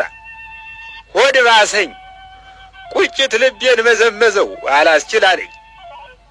እንደ ማልቀስ ካጣቸው በመጀመሪያ ጅረት ማለት ሲገባው አናሳ ወንዝ አለን፣ ዝም አልነው። እሱ ግን ይህንን ሳያርም ሌላ ገደፈ። ቀጥዬ ማለት ሲገባው ለጥቄ ብሎ ተናገረ። በዚህ መቼ አብቅቶ መስኖ ለመጥለፈል ብሎ መስኖ ማበጀት ብሎ አረፈ። እንግዲህ ይህንን ዝም ብሎ ማለፍ እንደምን ይቻላል? ግራ ቀኙን በዓይናቸው ገመገሙት። ዝምታውን አበጀህ በሚል ተረጎሙት። ጃንሆይ አሳምረው እንደሚያውቁት የሕዝብ አንድነት መሰረት ቋንቋ ነው። የሰናውር ስልጣኔ የፈራረሰችው በቋንቋ ቅየጣ ምክንያት ነው። የቋንቋ ቅየጣስ ሰዋሰውን ባልባሌ ሁኔታ ተመጠቀም የሚመጣ አይደለምን? መቼም የቋንቋ ሊቅ ለመሆን የግድ የሰዋሰው ጥበብ መማር አለብን እያልሁ አይደለም። አስተዋይ አድማጭ ለሆነ ቢያንስ የጃንሆይን ንግግር ለ2 ሰዓት ያህል ማደመጥ የተባ አንደበተኛ አያረግም? አረግም ወይ ሊቃውንት? እስቲ ይሁንልህ በሚል ምልክት ሊቃውንት ራሳቸውን ወዘወዙ። ስለዚህ እንደኔ የቋንቋ ችግር አለብን። ይህን የቋንቋ ችግር ታልፈታን እንደ ሰብአ ባቢሎን እንደምንፈታ ጥርጥር የለው።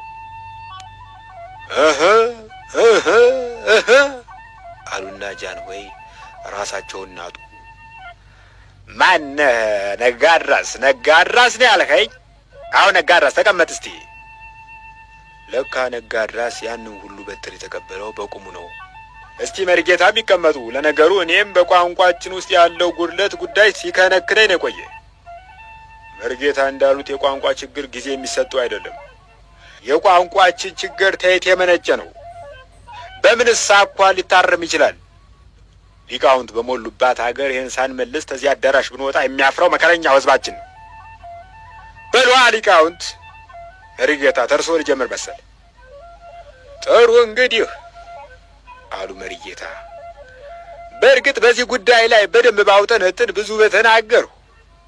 ይሁን እንጂ አሁንም ቢሆን የቋንቋን ችግር የምንፈታው እንደ ተክለ አልፋ ያሉትን የሰዋሰው መምህራን ከፍልሰት ስንታደግ ነው ባይ ነኝ። ተክለ አልፋ ምን ሆነ? አይ ጃንሆይ በሚያስተምርበት ደብር አሳደዱት እኮ ተክለ አልፋን።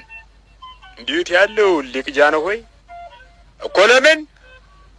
ምን አውቃለሁ ጃንሆይ፣ ምክንያቱም ዝምታ ነው አሉ ጃንሆይ ነገር በገባው ሰው ቋንቋ። ለነገሩስ የሊቃውንትን የፍልሰት ወሬ አንድም ሁለት ጊዜ መስማቴን እኔም አልሸሽግም። ጉዳዩ እንዲህ ስር የሰደደ መሆኑን ግን አሁን ነው የተገለጠልኝ። መቼም የጅሎች ሁሉ በኩርታ አልሆን በቀር በነግና ቆየዋለን ብዬ አላስብም። ሊቃውንታችን የሚፈልሱበት ምክንያት ምንድን ነው? ማን ነው የሚያፈልሳቸው? ነገሩን ተስር መሰረቱ ለማድረግ ምን ማድረግ ይገባናል? መልሱልኝ ሊቃውንት። ጃንሆይ አሉ መሪጌታ፣ በእኛ አገር ጠቢብ መሆን አብሪ ትል መሆን ማለት ነው። አብሪ ትል ከሌሎች ትሎች የሚለየው ገላው እንደ ፍም ማብራቱ ነው። ታዲያ ብላቴኖች በጨለማ ሲያበራ ሲያዩት በገዛ ብርሃኑ ተመርተው ይመጡና አንስተው ይጨፈልቁታል። ለጠላቶቹ መንገድ ከማሳየት አልፎ የገዛ ብርሃኑ ለምንም አይጠቅመውም። ጃንሆይ ተክለ አልፋ የተባረረው ንዋየ ቅዱሳት መዝብሮ ነው ጃንሆይ አለ አንድ ከግራ ጥግ ተወርውሮ የመጣ ሸካራ ድምፅ። ምን? ጃንሆይ ገነፈሉ። ጃንሆይ በደካማው ስጋዬና በጠልጣላዋ ነፍሴ እምላለሁ ተክለ አልፋ የሳር ውስጥ እባብ ነው። የሥነ ፍጥረትን መጽሐፍ ሸሽጎ ሊወጣ ሲል እኮ ነው ለቀም ያደረግ ነው እኮ ተክለ አልፋ። ማን ያምናል ጃንሆይ? ተናህያው ሞተልሽ አሉ ጃንሆይ ተስፋ መቁረጥ በቃኘው ድምፅ። አልቀን አልበሉኛ። እንግዲህ ንዋየ ቅድሳቱ ተዘርፈው ከወጡ ምን ቀረን? እኛ ሳለን ወይ? ህልውናችንን እኮ ነው የመዘበሩት። እኛስ እንግዲህ ማን ተብለን ልንጠራ ነው? በምን በኩል ኢትዮጵያውያን ነን እንበል? ጎበዝ፣ እዚህ ላይማ የዋዛ የለም። ተቀመጥ መርጌታ። በሉ ሊቃውንት ይህን ጉዳይ መልሱልኝ። ይህንን ሳንፈታ ብንወጣ የአባቶቻችን አጽም እሾህ ሆኖ ይወጋናል። በሉ እጅ ምሁራን። እዚህ ላይ ኩሌቶች ሊቃውንት አዛጉ፣ አንጎላጁ። ይህኔ ነው ከኋላ ከተቀመጡት አረጋውያን ሊቃውንት መካከል አንደኛው የተነሱ። እኒህ ሊቅ እድሜም ጥበብም የጠገቡ እንደሆነ ስለተመሰከረላቸው ሲነሱ ዓይን ሁሉ ወደ እሳቸው መጣ። ግርማዊነቱ ፍቃዱ ከሆነ ብናገር። ቀጥሉ አሉ ጃንሆይ። የተከበሩ ጃንሆይ አሉ አቡነ ገብርኤል የመሰለ ረዥም ጺማቸውን እየላጉ፣ አያሌ ኃያላን በሀገሬ ላይ ተፈራርቀው ሲነግሱ አይቻለሁ። በዚህ ችፍኝ በማትሞላ ዕድሜ የብዙዎች አማካሪ የመሆን ዕድልም አጋጥሞኛል። እኔ እንደታሰብኩት ከድርቅና ከቸነፈር በላይ ይህችን አገር ያደቀቃት ጉባኤ ነው። ጉባኤ ምን አተረፈልን? ተሰብስበን እንወጥናለን፣ ወጥነን እንበተናለን። ስለዚህ ከሁሉ አስቀድሞ የዚህ ጉዳይ ቢታይ ደግ ነው ባይ ነኝ። ጃንሆይ ለጊዜው ምንም አላሉም። አርምሟቸው ግን ጊዜ አልፈጀም። አየ ጉድ አሉ በመዳፋቸው ጭናቸውን እየጠበጠቡ። አየ ጉድ! እንዲህ ልክልካችንን ንገሩን እንጂ ለነገሩስ ሀገሩ በጠቢብ እንደማይታማ አውቃለሁ። ግና በእድሜ ያልተፈተነ ጥበብ የገደል ማሚቶ ነው። ለመናገርማ ብዙዎች ሲናገሩ ቆይተው የለምን? እንዲህ ንስራይን የታደሉ ብስሊት ግን ተሰውሮብን የነበረውን ጥበብ ገላለጡት። ልክ ነው። ትልቁ የኛ የራስ ምታት ጉባኤ ነው። ጉባኤያችን ለምን ፍሬ አጣ? እንዴት ፍሬ ይኑረው? ይህን ነው መነጋገር። ይህንን ተነጋግረን ታልፈታን ከዚህ ጉባኤ ንቅንቅ አንል። ነቃ በሉ እንጂ ሊቃውንት። ተፈጸመ ዝንቱ መጽሐፍ። ጉባኤው ግን ቀጠለ።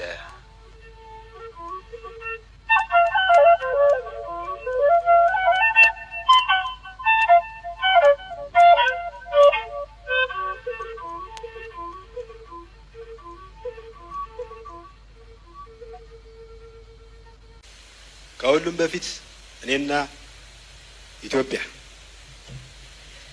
ኢትዮጵያ የሰው ልጅን በማብቀል ከዓለም የመጀመሪያዋ ናት።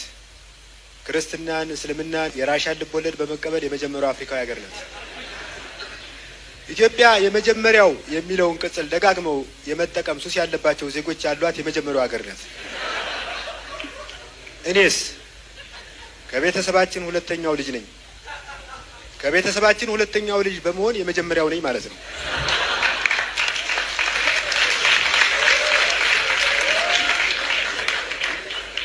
በመንደራችን ታሪክ ውስጥ በ4 ዓመት እድሜው በጋዜጣ ላይ ታሪኩ የተጻፈለት የመጀመሪያው ሰው እኔ መሆኔንስ የምናውቀው ስንቶቻችን ነን?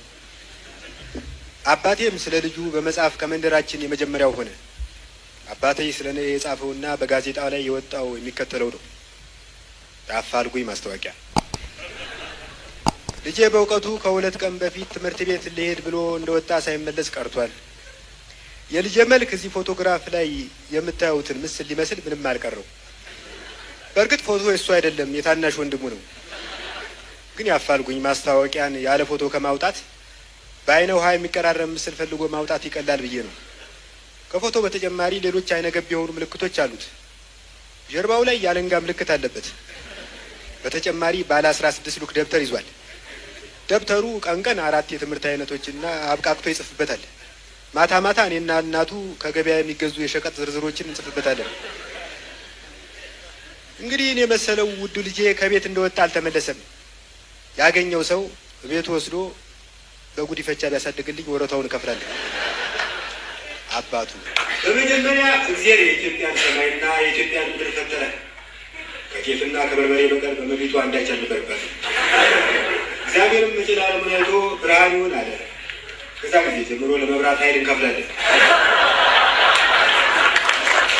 እግዚአብሔር አስቀድሞ በሬም ፈጠረ። ለቅቅል፣ ለክትፎ፣ ለጥብስ የሚሆን ስጋንም በየአቅጣጫው መረገበት። ፈጣሪ የስጋ ጣዕምን፣ በሬ የስጋ ጦምን ፈጠሩ። እግዚአብሔር ከፊደላት መካከል ፍን ብድግ አድርጎ ፍሪዳን ሲፈጥር፣ በሬም ከቃላት መካከል ፍን አንስቶ ፍልሰታን ፈጠረ። ቀጥሎ እግዚአብሔር ውሃን እንደ ገመድ ጭኑ ላይ ፈትሎ አባይን ፈጠረ። አባይም ለግብፃውያን ምሳ፣ ለኢትዮጵያውያን ምሳሌ ሆነ። አባይን ያላየ ምንጭ አመሰግናል፣ አባይን በጭልፋ ወዘተ። ከዚያም እግዚአብሔር ወደ ኢትዮጵያ ስንጥ ሸለቆ በመውረድ ሰውን ከአፈር ሰራው። ሰው ከአፈር ለመሰራቱ ምስክርነቱ ከጆሮ እፍኝ ሙሉ ኩክ መውጣቱ።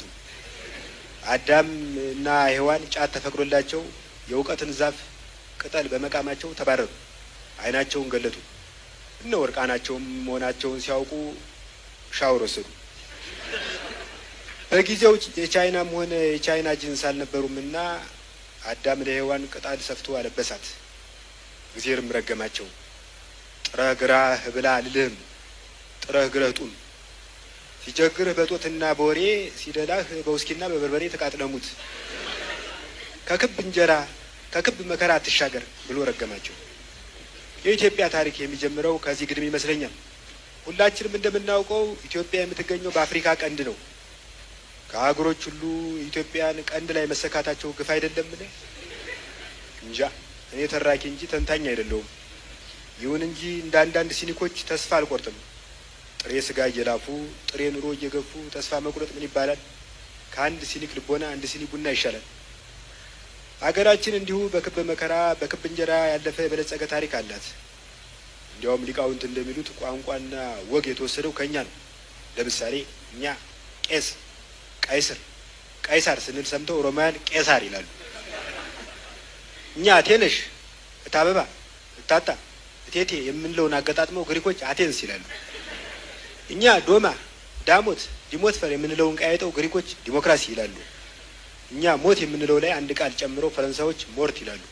እኛ ኤዲያ ስንል እንግሊዞች አይዲያ ይላሉ። ትልቁ እስክንድር ኢትዮጵያዊ መሆኑንስ የምናውቀው ስንቶቻችን ነን? እስክንድር የሚለው ቃል አማርኛ ሲሆን ትርጉሙም ያው እስክንድር ማለት ነው። ሰርግ እስክናሰናዳ ማለት ነው። ይችን የጻፍኩት ታሪክን የማወቅ ጉድለት በትውልዱ ላይ ስላየሁ ነው። ለምሳሌ የወንድሜ ልጅ አለ።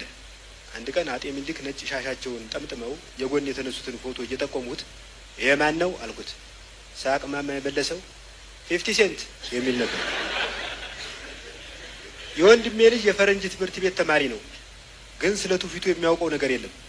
ባለፈው አያቶቻችን ከአንድ ድንጋይ አንድ መቅረስ ፈለፈሉ።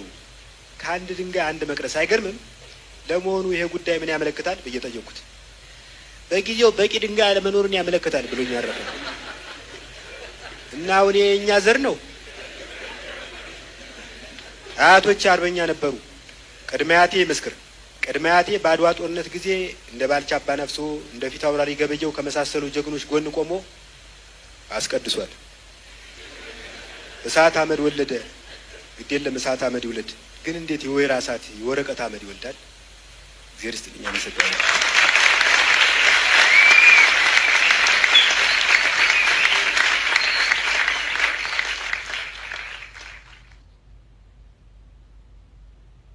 ላገባ ነው።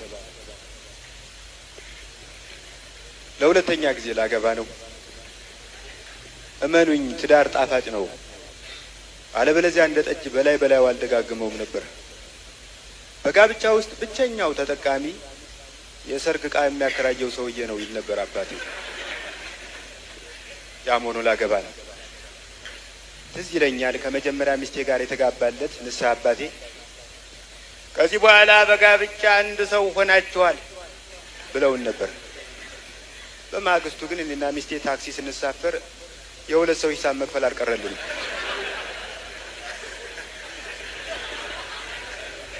ከመጀመሪያ ሚስት ጋር እንዴት ተለያየህ የሚል ጥያቄ ተነስቷል። ጥሩ ጥያቄ ነው። አንድ ቀን እኔና ሚስቴ ቢሮ ውለን ወደ ቤታችን እየተመለስን ነው። የሆነ ቦታ ስንደርስ እጅግ ግዙፍ ጡቶች ያስቀደመች ኮረዳ ከፊት ለፊታችን ትመጣለች። የሚገርመው ነገር ጡቶቿ ግድም ቲሸርቷ ላይ ኢትዮጵያ የሚለው የእናት ሀገራችን ስም በጉልህ ታትሞ ይታይ ነበር። መቼም በትዳር ውስጥ ሆኖ የሌላ ሴት ጡት መመልከት ነውር እንደሆነ አውቃለሁ። ግን በትዳር ውስጥ ሆኖ የእናት ሀገራችንን ስም ከቲሸርት ላይ ማንበብ የተከለከለ አይመስለኝም።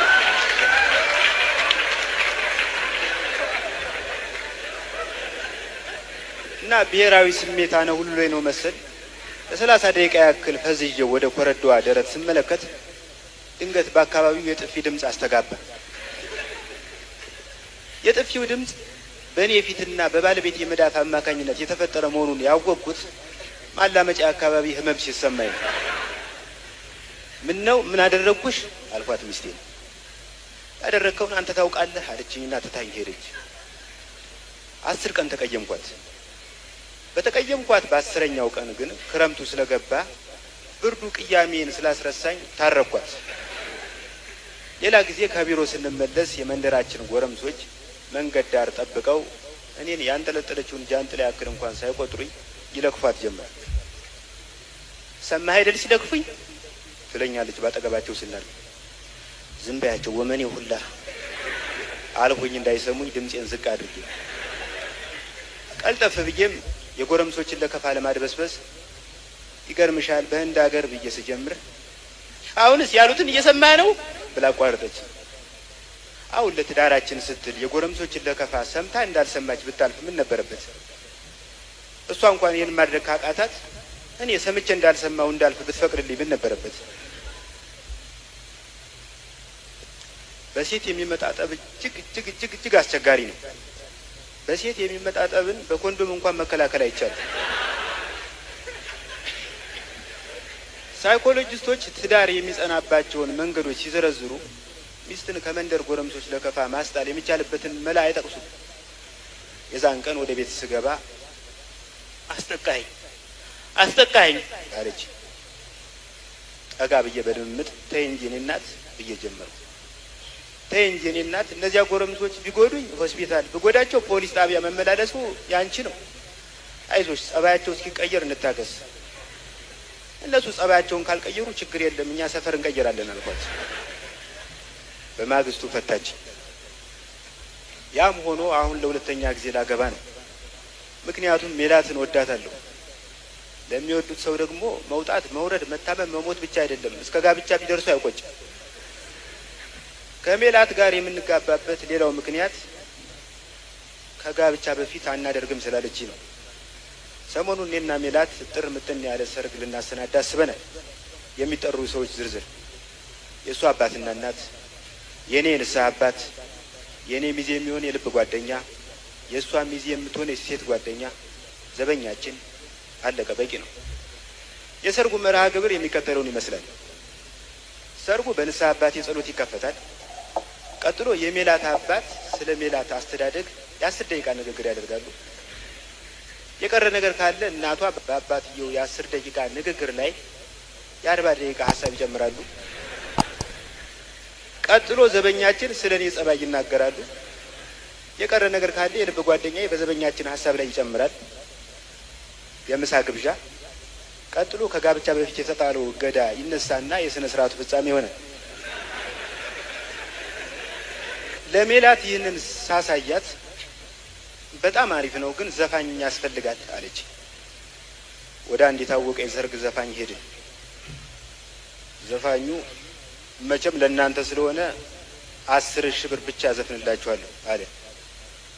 10,000 ብር 10,000 ብር ለሰርጉ ቀን ብቻ ነው ወይስ ከተጋባን በኋላ ቤታችን እየመጣ ትዘፍንልናል?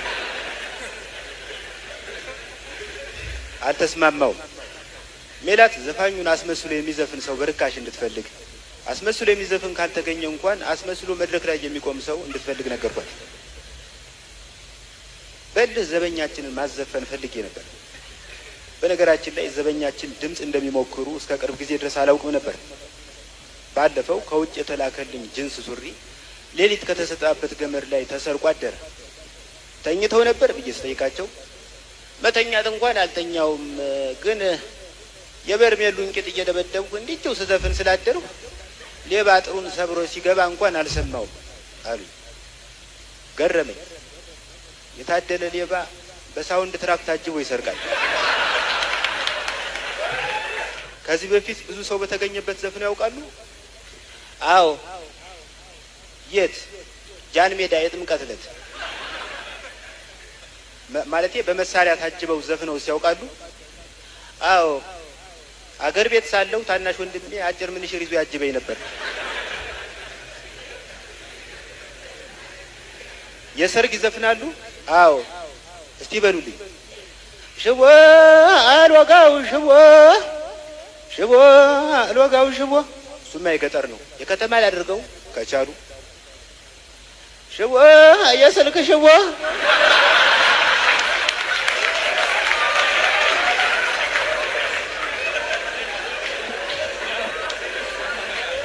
በኋላ ሳጣራ ሰውየው ከዓመት በፊት ከሀገር ቤት የመጡት ዘፈን ለመስራት ኖሯል።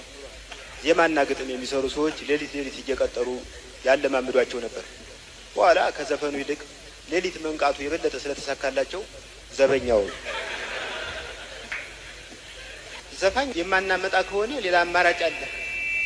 ጥቂት የጎረቤት ልጆች ምሳን ጋብዛቸውና ይስፈኑልን አለች ሜላት።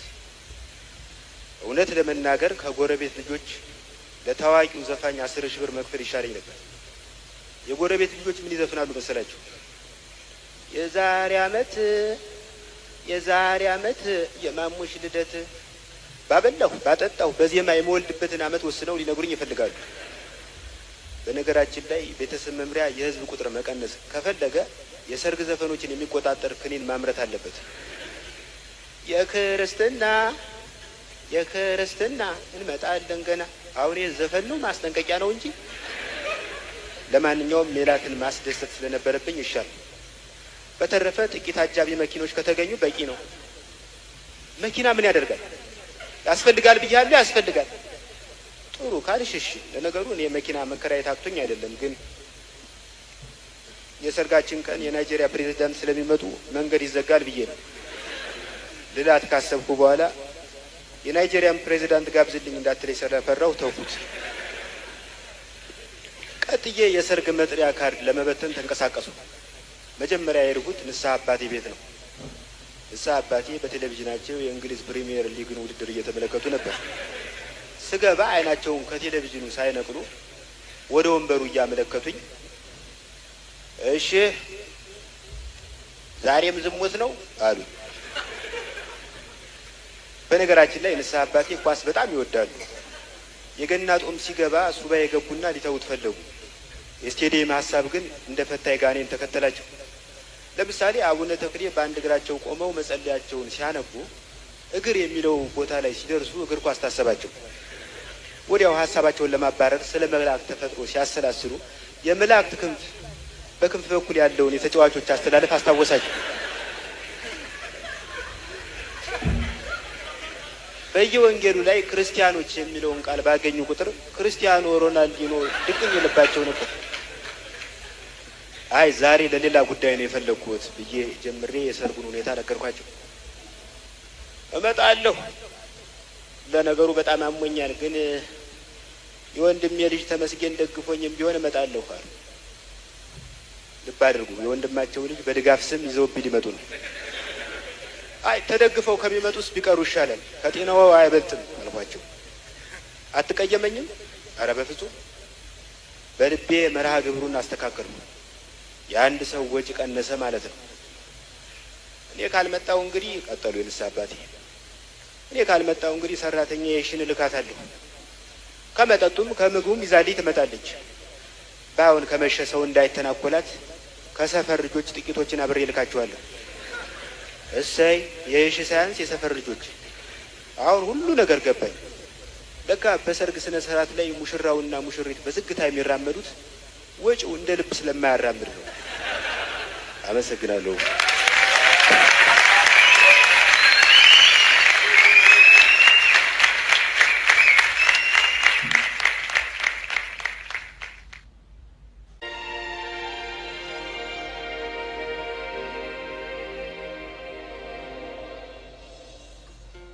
ላልተወለደው ልጄ ሚስቱ አረገዘችበት።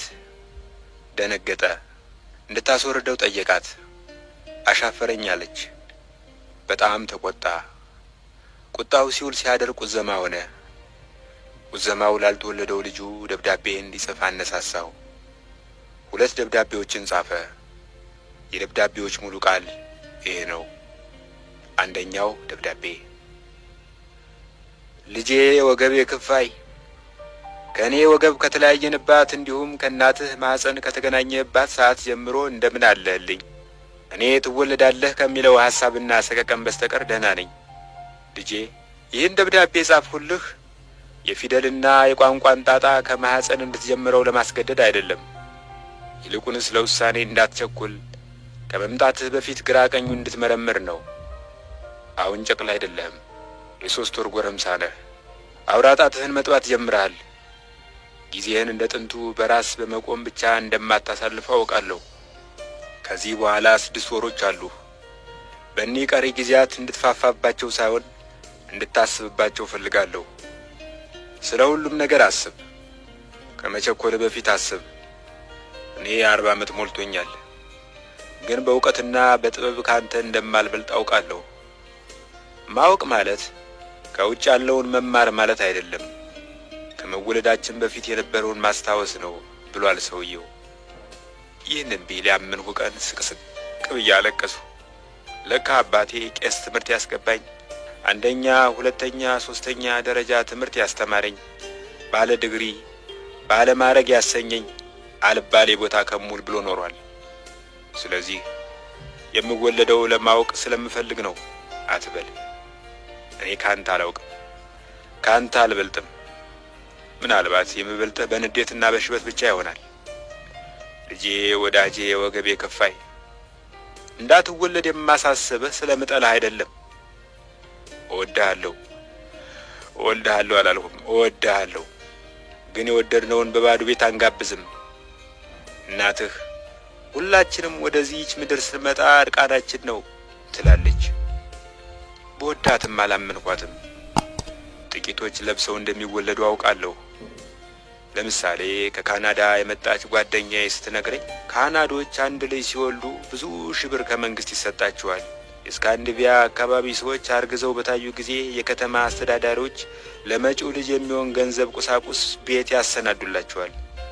የፈረንጅ ልጆች ስንቅ ሳይዙ ወደዚህ ምድር አይመጡ። ለፈረንጅ አባቶች ልጅ ክፍት የሥራ ቦታ ማለት ነው፣ ሲሳይ ነው። ስለዚህ አንድ ካናዳዊት ብታስወርድ እህል የሞላው ጎተራ አቃጠለች ማለት ነው። እኔ አሁን ውጭ ሀገር ኖሬ አላውቅም፣ ግን የሰማሁትን ይዤ ብዙ አስባለሁ። የፈረንጅ ሽማግሌዎች ጥሮታ ሲወጡ በመውለድ የሚጠመዱ ይመስለኛል። በእድሜ መግፋት ያጣሁትን ደሞዝ በሚስቴ ሆድ መግፋት መልሷለሁ የሚሉ ይመስለኛል። እዚህ የተነሳ እናትህ ሁላችንም ወደዚህ ምድር የመጣ ነው እርቃናችን ነው ስትል እንዲሁ የባልነቴን ያክል ራሴን ባወዛውዝላትም አላምናትም። ከላይ እንዳስደበቅኩህ የፈረንጅ ልጆች ለብሰው ይወለዳሉ። ይህ ብቻ አይደለም፣ ለወላጆቻቸው ካፖርትና ቀሚስ ይዘው ወደዚች ዓለም ይመጣሉ። የአበሻ አባት ግን ሚስቱ ስታረግዝ የድሮ ሱሪውን ማሳጠር ይጀምራል። አለበለዚያ ልጁ ሲያድግ ምን ይለብሳል? ልጄ፣ ወዳጄ፣ ወገቤ ከፋይ፣ ይህ ሁሉ የሆነው በእኔ ጥፋት አይደለም። ጥፋቱ ሁሉ የእናትህ ነው። እመነኝ። የመጀመሪያው እና የወንድ ዝምድና ግን አይገርምም? ወንዶች ክኒኑን ይሰሩታል፣ ሴቶች ይውጡታል። የለም፣ ስህተቱ የኔም እናትም አይደለም፣ ያንተ ነው። መጀመሪያ ማሰብ ነበረብህ። ቲንክ ትዋይስ ቢፎር ዩ አር ቦርን ዋንስ። ኦኬ። እኔና እናትህ መደሰት መብታችን ነው። ለመደሰት ቀን መቁጠር የለብንም። አንተ መወለድ መብትህ ነው፣ ግን መብትህን በትክክል ለመጠቀም ጊዜና ቦታ መምረጥ አለብህ። አሁን ምን አጣደፈ? ተው እንጂ ልጄ። ጥድፊያ በዘራችን የለም። ምናልባት እድገት እየታየ ነው የሚል ወሬ ከሰማህ አትመነው። ከእናትህ ሆድ በስተቀር እዚያ ሀገር ያደገ ነገር የለም ልጄ። በእርግጥ ከአንተ ጋር እደራደራለሁ። ካልተወለድህ ብዙ ነገር ላደርግልህ ቃል እገባለሁ። ካልተወለድህ ጥሩ አባት ሆነሃለሁ። አስብበት። የማነበው መጽሐፍ ላክልኝ ባልከኝ መሰረት የአቤ ጉበኛን መጽሐፍ ልኬልሃለሁ። መልስህን በቶሎ ጠባበቃለሁ። ሁለተኛ ደብዳቤ። እምቢ አልህ። መልእክትህን አንብቤ ደሜ ፈላ። ግትር ነህ፣ ቂል ነህ። የወፎችን ድምፅ ለመስማት ስለምፈልግ በቅርቡ እወለዳለሁ ብለሃል። አትጃጃል። የሞባይልና የመኪና እንጂ የወፍ ድምፅ እዚያ አዲስ አበባ የለም። ከየት አምጥተህ ነው የምትሰማው? ፍላጎት ይህ ከሆነ በአማዞን መሃል ተፈጠር። በአጠቃላይ መልእክቱ ሁሉ ግትርነትን የሚያሳይ ነው። እናትህ ልዝብ ጨዋ ናት፣ ቤተሰቦቿም ለስላሶች ናቸው። እኔም ትሁትና ተግባቢ ነኝ። ታዲያ ይህ ግትርነት ከየት መጣ? በሁለታችንም ደም ውስጥ ግትርነት ከሌለ አንተ ከየት ወረስከው? መቼም ልጄ ነህ ብዬ ለማመን መልክህን የግድ ማየት የለብኝም። ጸባይህም ከኔ የተገኘ መሆኑን ማወቅ አለብኝ። ባህሪ የኔ አይደለም፣ የእናትህም አይደለም። ስለዚህ የኔ ልጅ አይደለም። እደግመዋለሁ፣ የኔ ልጅ አይደለም። ስለዚህ ከዛሬ ጀምሮ የምነጋገረው ከአንተ ጋር አይደለም፣ ከእናትህ ጋር ነው። ከእርሷ ጋር ሁሉን ነገር እጨርሳለሁ።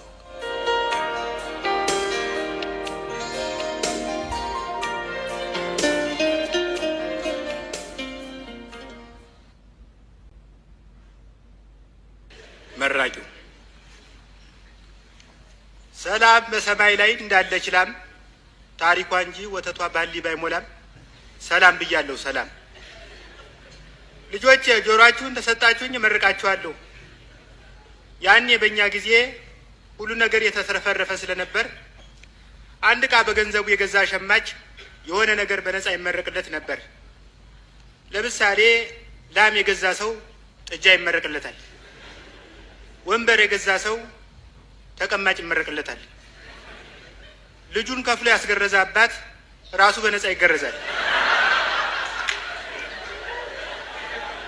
ዛሬ ግን ሁሉ ነገር ተመናምኖ አፍ ብቻ ስለተረፈ በአፌ ብቻ መርቃችኋለሁ። ልጆች የወልዳችሁ ሳሙ፣ አልፎ አልፎ ቃሙ።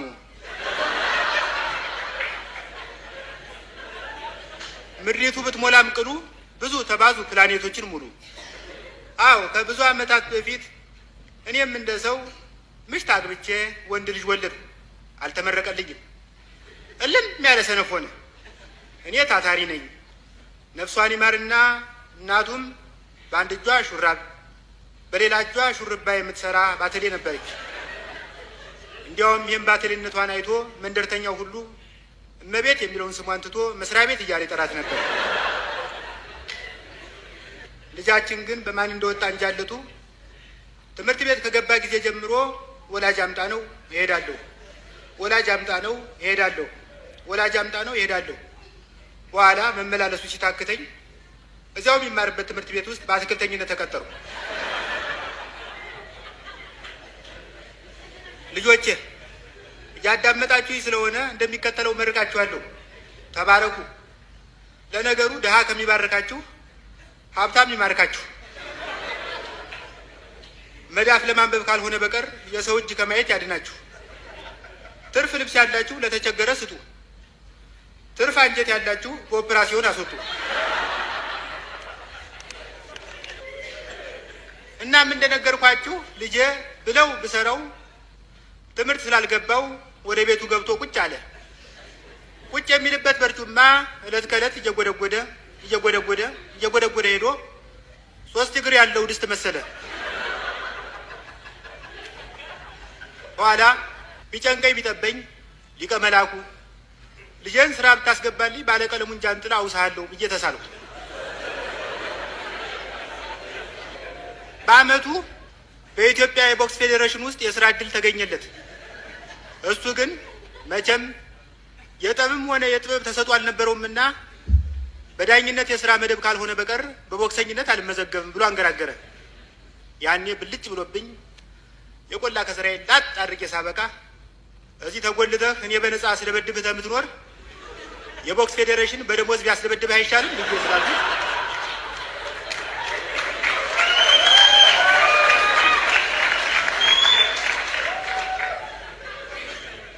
ብዬ ስላልኩት ሄዶ ተመዘገበ።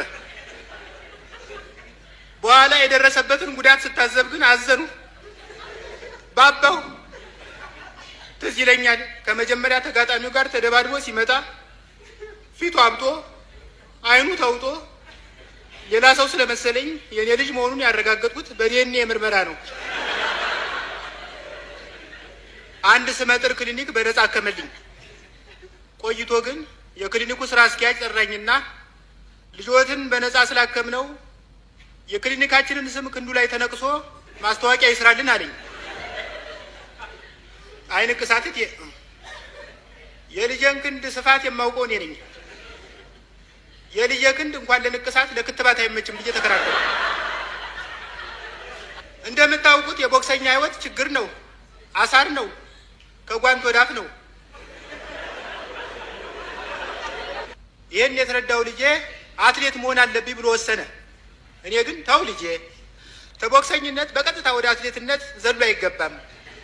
መጀመሪያ ቢያንስ የአትሌት ቦዲጋርድ ሆነ አመት አገልግል ብዬ መከርኩት። አልሰማኝም። ማራቶን መሮጥ አስቦ በልምምድ ላይ ሳለ ሳያስበው የሀገራችንን ድንበር አልፎ ሱዳን ገባ። ሱዳን መግባቱ ሲነገረው ሻንጣዬን ላኩልኝ ብሎ ደብዳቤ ሰደደ። ልጆቼ ጆሮአችሁን ስለሰጣችሁኝ እመርቃችኋለሁ። በጌታ ስም በአጋንንት የታሰሩትን አስፈቱ። በእኔ ስም አካውንት ክፈቱ። ሴቶች ጤናችሁን ጠብቁ፣ እምብርታችሁን ደብቁ። ወንዶች መቅሰፍትን ፍሩ፣ ጭናችሁ መሀል ባለው ልጅ ነው መቃብራችሁን አትቆፍሩ።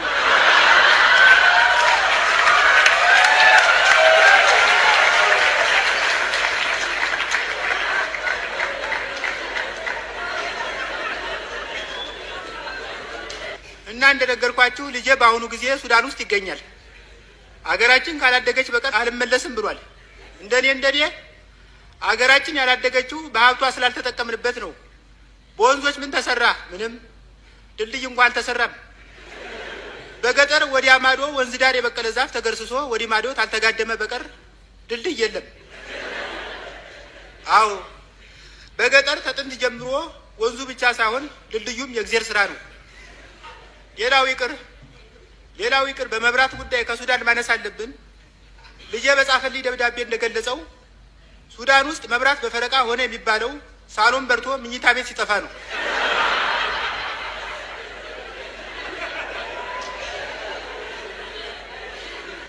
አዎ ፈጠን ብለን ስሜታችንንና ወንዞቻችንን መገደብ አለብን። አለበለዚያ የኃይል እጥረት በዚህ ተቀጠለ ኤሌክትሪክ እንደ ደመራ በአመት አንድ ጊዜ ብቻ እንደሚበራ አልጠራጠርም።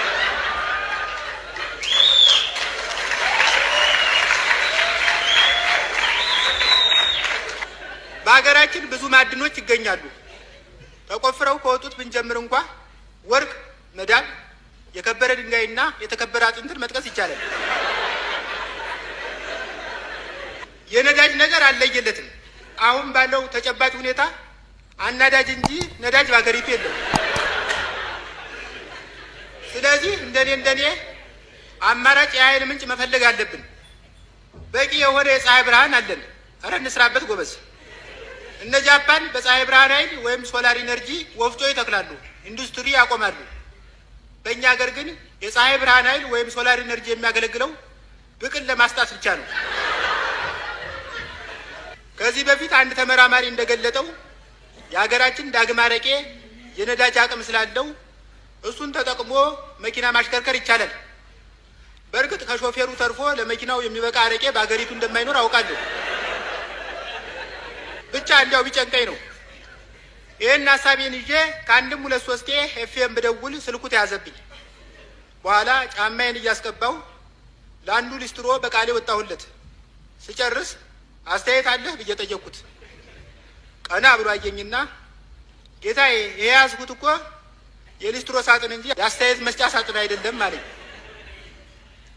እናንተ ግን በጥሞና ስላዳመጣችሁኝ እመርቃችኋለሁ። ፖለቲካችንን ያሳምረው፣ ስልጣንም ኤክስፓየር ዴት ይኖረው።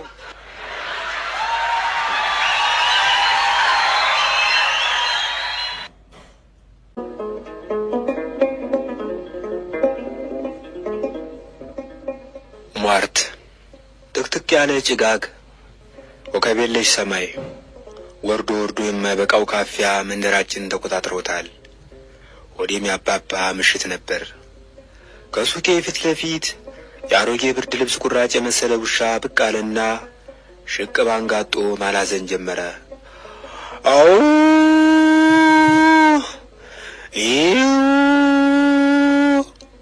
መልአከ ሞት ወደ መንደራችን ገብቷል ማለት ነው። ለዚህ አባባሌ ምስክር የምትሆነኝ የብዙ ጥበቦች ባለቤት የነበረችው አያቴ እማሆይ ጽዮን ሞገሳ ናት። ፈጣሪ ለውሾች የመልአከ ሞትን ዳና የሚለዩበት ደመ ነፍስ ሰጥቷቸዋል። ሰው ሊሞት ሲል አሸቅበው እያዩ ያላዝናሉ ብላኛለች። በመንደራችን የታመሙ ሰዎች ብዙ ናቸው። ጤነኞችን መቁጠር ይቀላል።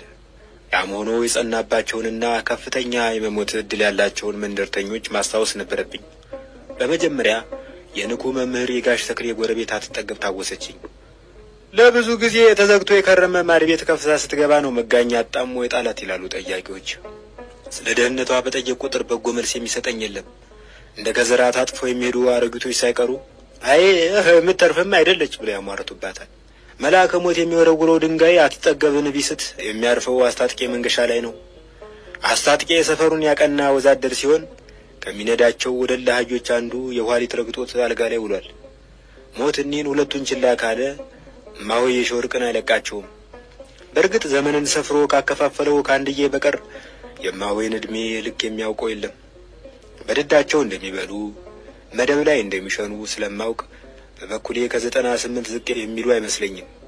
ለአዳም ልጆች ዕድሜ ለታደለበት ቀን ከማቱሳላ ለጥቀው የተሰለፉ እማሆይ የሾርቅ ናቸው ተብሎ በጉብላይቶች ሲቀልድም ሰምቻለሁ። ሞት እሳቸውን ተጠይፎ ከሄደስ አናጢው ደመላሽ ቀኑ ደርሷል ማለት ነው። ደመላሽ የድመት ነፍስ ይዞ የተፈጠረ ይመስል 2 ጊዜ ከጣራ ወድቆ 1 ጊዜ ከጓደኛው ባመለጠ መዶሻ ተፈንክቶ ተርፏል። ሰሞኑን ግን ሰውነቱ ለይቶለታል። የአህያ ኪንታሮት፣ ጉበት፣ የሚጥል በሽታ እንዲሁም ብጫ ወባ እየተፈራረቁ ካልጋው ጋር ሰፍተውታል። ሞት ለሱ ግልግል ነው የማይል የለም። ጠጉራም ውሻ ተመልሶ ማላዘን ጀመረ፣ መበርገግ ጀመረው። ውሻው ወደ ሱቄ መቅረቡ ምን ማለት ነው? ይሄ ሟርተኛ ለምን አይተውኝም? በመንደሩ ውስጥ ያለ ብቸኛ ሱቅ ባለቤት ነኝ። ያለ ሸቀጦቼ የቅርብ ወዳጅም ሆነ ዘመድ የለኝም። ገበያ ግን ሞልቷል። እስከ ምሽቱ 4 ሰዓት እነግዳለሁ። 4 ሰዓት ላይ ሱቄ ይዘጋል። ዛሬ ግን ሱቄን በጊዜ ዘጋሁት። ፍራሽንም ዘርግቼ ጋደም ብዬ ብዙ አልቆየው። የሱቄ መስኮት ሲንኳኳ ሰማሁ። ደመቀ! የጋሽ ተክሌ ድምፅ ነው። ንክ ነው እየተባለ የሚታማ የ3ኛ ክፍል ሂሳብ መምህር ነው። ንክ የሆነበት ምክንያት በየሰው አፍ ይለያያል። የቁጥር ትምህርት አለመጠን በማጥናቱ አንጎሉን ተጥቅም ውጭ አደረገበት የሚሉ አሉ። በልጅነቱ አብዝቶ የጠጣው አብሾ ማሰላሰያውን አፈለሰበት የሚሉም አሉ።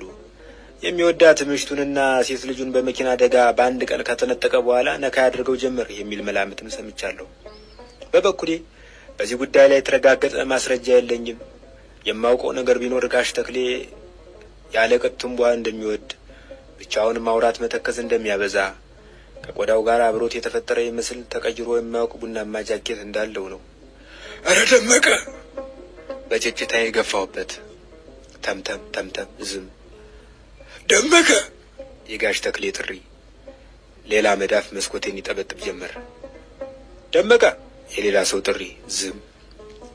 መብራቱን ድርግሜ ቡሉኬ ውስጥ ተሸሸኩ። ያለ እንቅልፍ ሌሊቱን አሳለፍኩት። በማግስቱ የሳሳ ጭጋግና ደብዛዛ የፀሐይ ብርሃን መንደራችን ተቆጣጥረውታል። ቀኛው ላይ በየመስኮቴን ከፈቱ። ንቁ መምህር ጋሽ ተክሌ ሲጋራ ገዝቶ ሱቄን ተገድፎ ቆመ። የጥሩምባ ድምፅ ተሰማ። ልፈፋ ተከተለ። የጋሽ ካሳዬ ልጅ ትናንት ማታ በድንገት ስላረፈ ቀብር ትደርሱ ዘንድ በረገኩ። ማን ነው ጋሽ ካሳዬ? ካሳዬማ ወደዚህ መንደር በቅርቡ የመጣ ቀለም ቀቢ ነው አለኝ ጋሽ ተክሌ በእኔ ያለው ጭስ እያጠነኝ። ልጁ ምን ነካበት?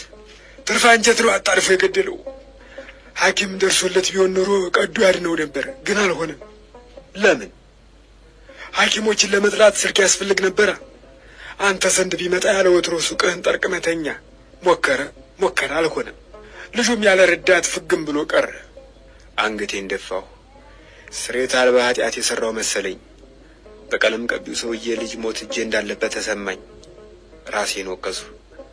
አንተ እንዴት ልታውቅ ቻልክ? አንተ ዘንድ መጥቼ ነበር። ሲጋራ ፈልገህ? የአይጥ መርዝ? በዚያ ሰዓት? አሁን ራሴን ልገል ፈልጌ ነበር። ብቻዬን ቁጭ ብዬ ወሰን የለሽ ተስፋ የመቁረጥ ስሜት ተሰማኝ። ሚስቴንና ልጆቼ የሞቱት ልክ የዛሬ ዓመት በትናንትናው ዕለት ነበር። ተከተላቸው የሚል ስሜት መጣብኝ። በቀላሉ የምሞትበትን መንገድ ስፈልግ የአይጥ መርዝ ሆኖ አገኘሁት። ግን ምን ያደርጋል፣ ወደ ሱቅ ብመጣ በርን ዘግተሃል። ብጣራ ጭጭ አልክ። ያን ጊዜ ነው ዕድለ ቢሱ ቀለም ቀቢ የመጣው። የሰውየው ንግግር የማይፈታ እንቆቅልሽ ሆነብኝ። አሁን ዛሬ ግን ትናንትና ባደረግኩት ሙከራ ራሴን ወቀሱ። ሌላ የመኖር ፍላጎት አደረብኝ። ምናልባት ያለ ወትሮ የሱቅን መስኮት ያዘጋ ፈጣሪ እንድኖር ፈልጎ ይሆን? ጋሽ ተክሌ ወደ ጭሱ፣ እኔ ወደ አንክሮዬ ተሰደድን።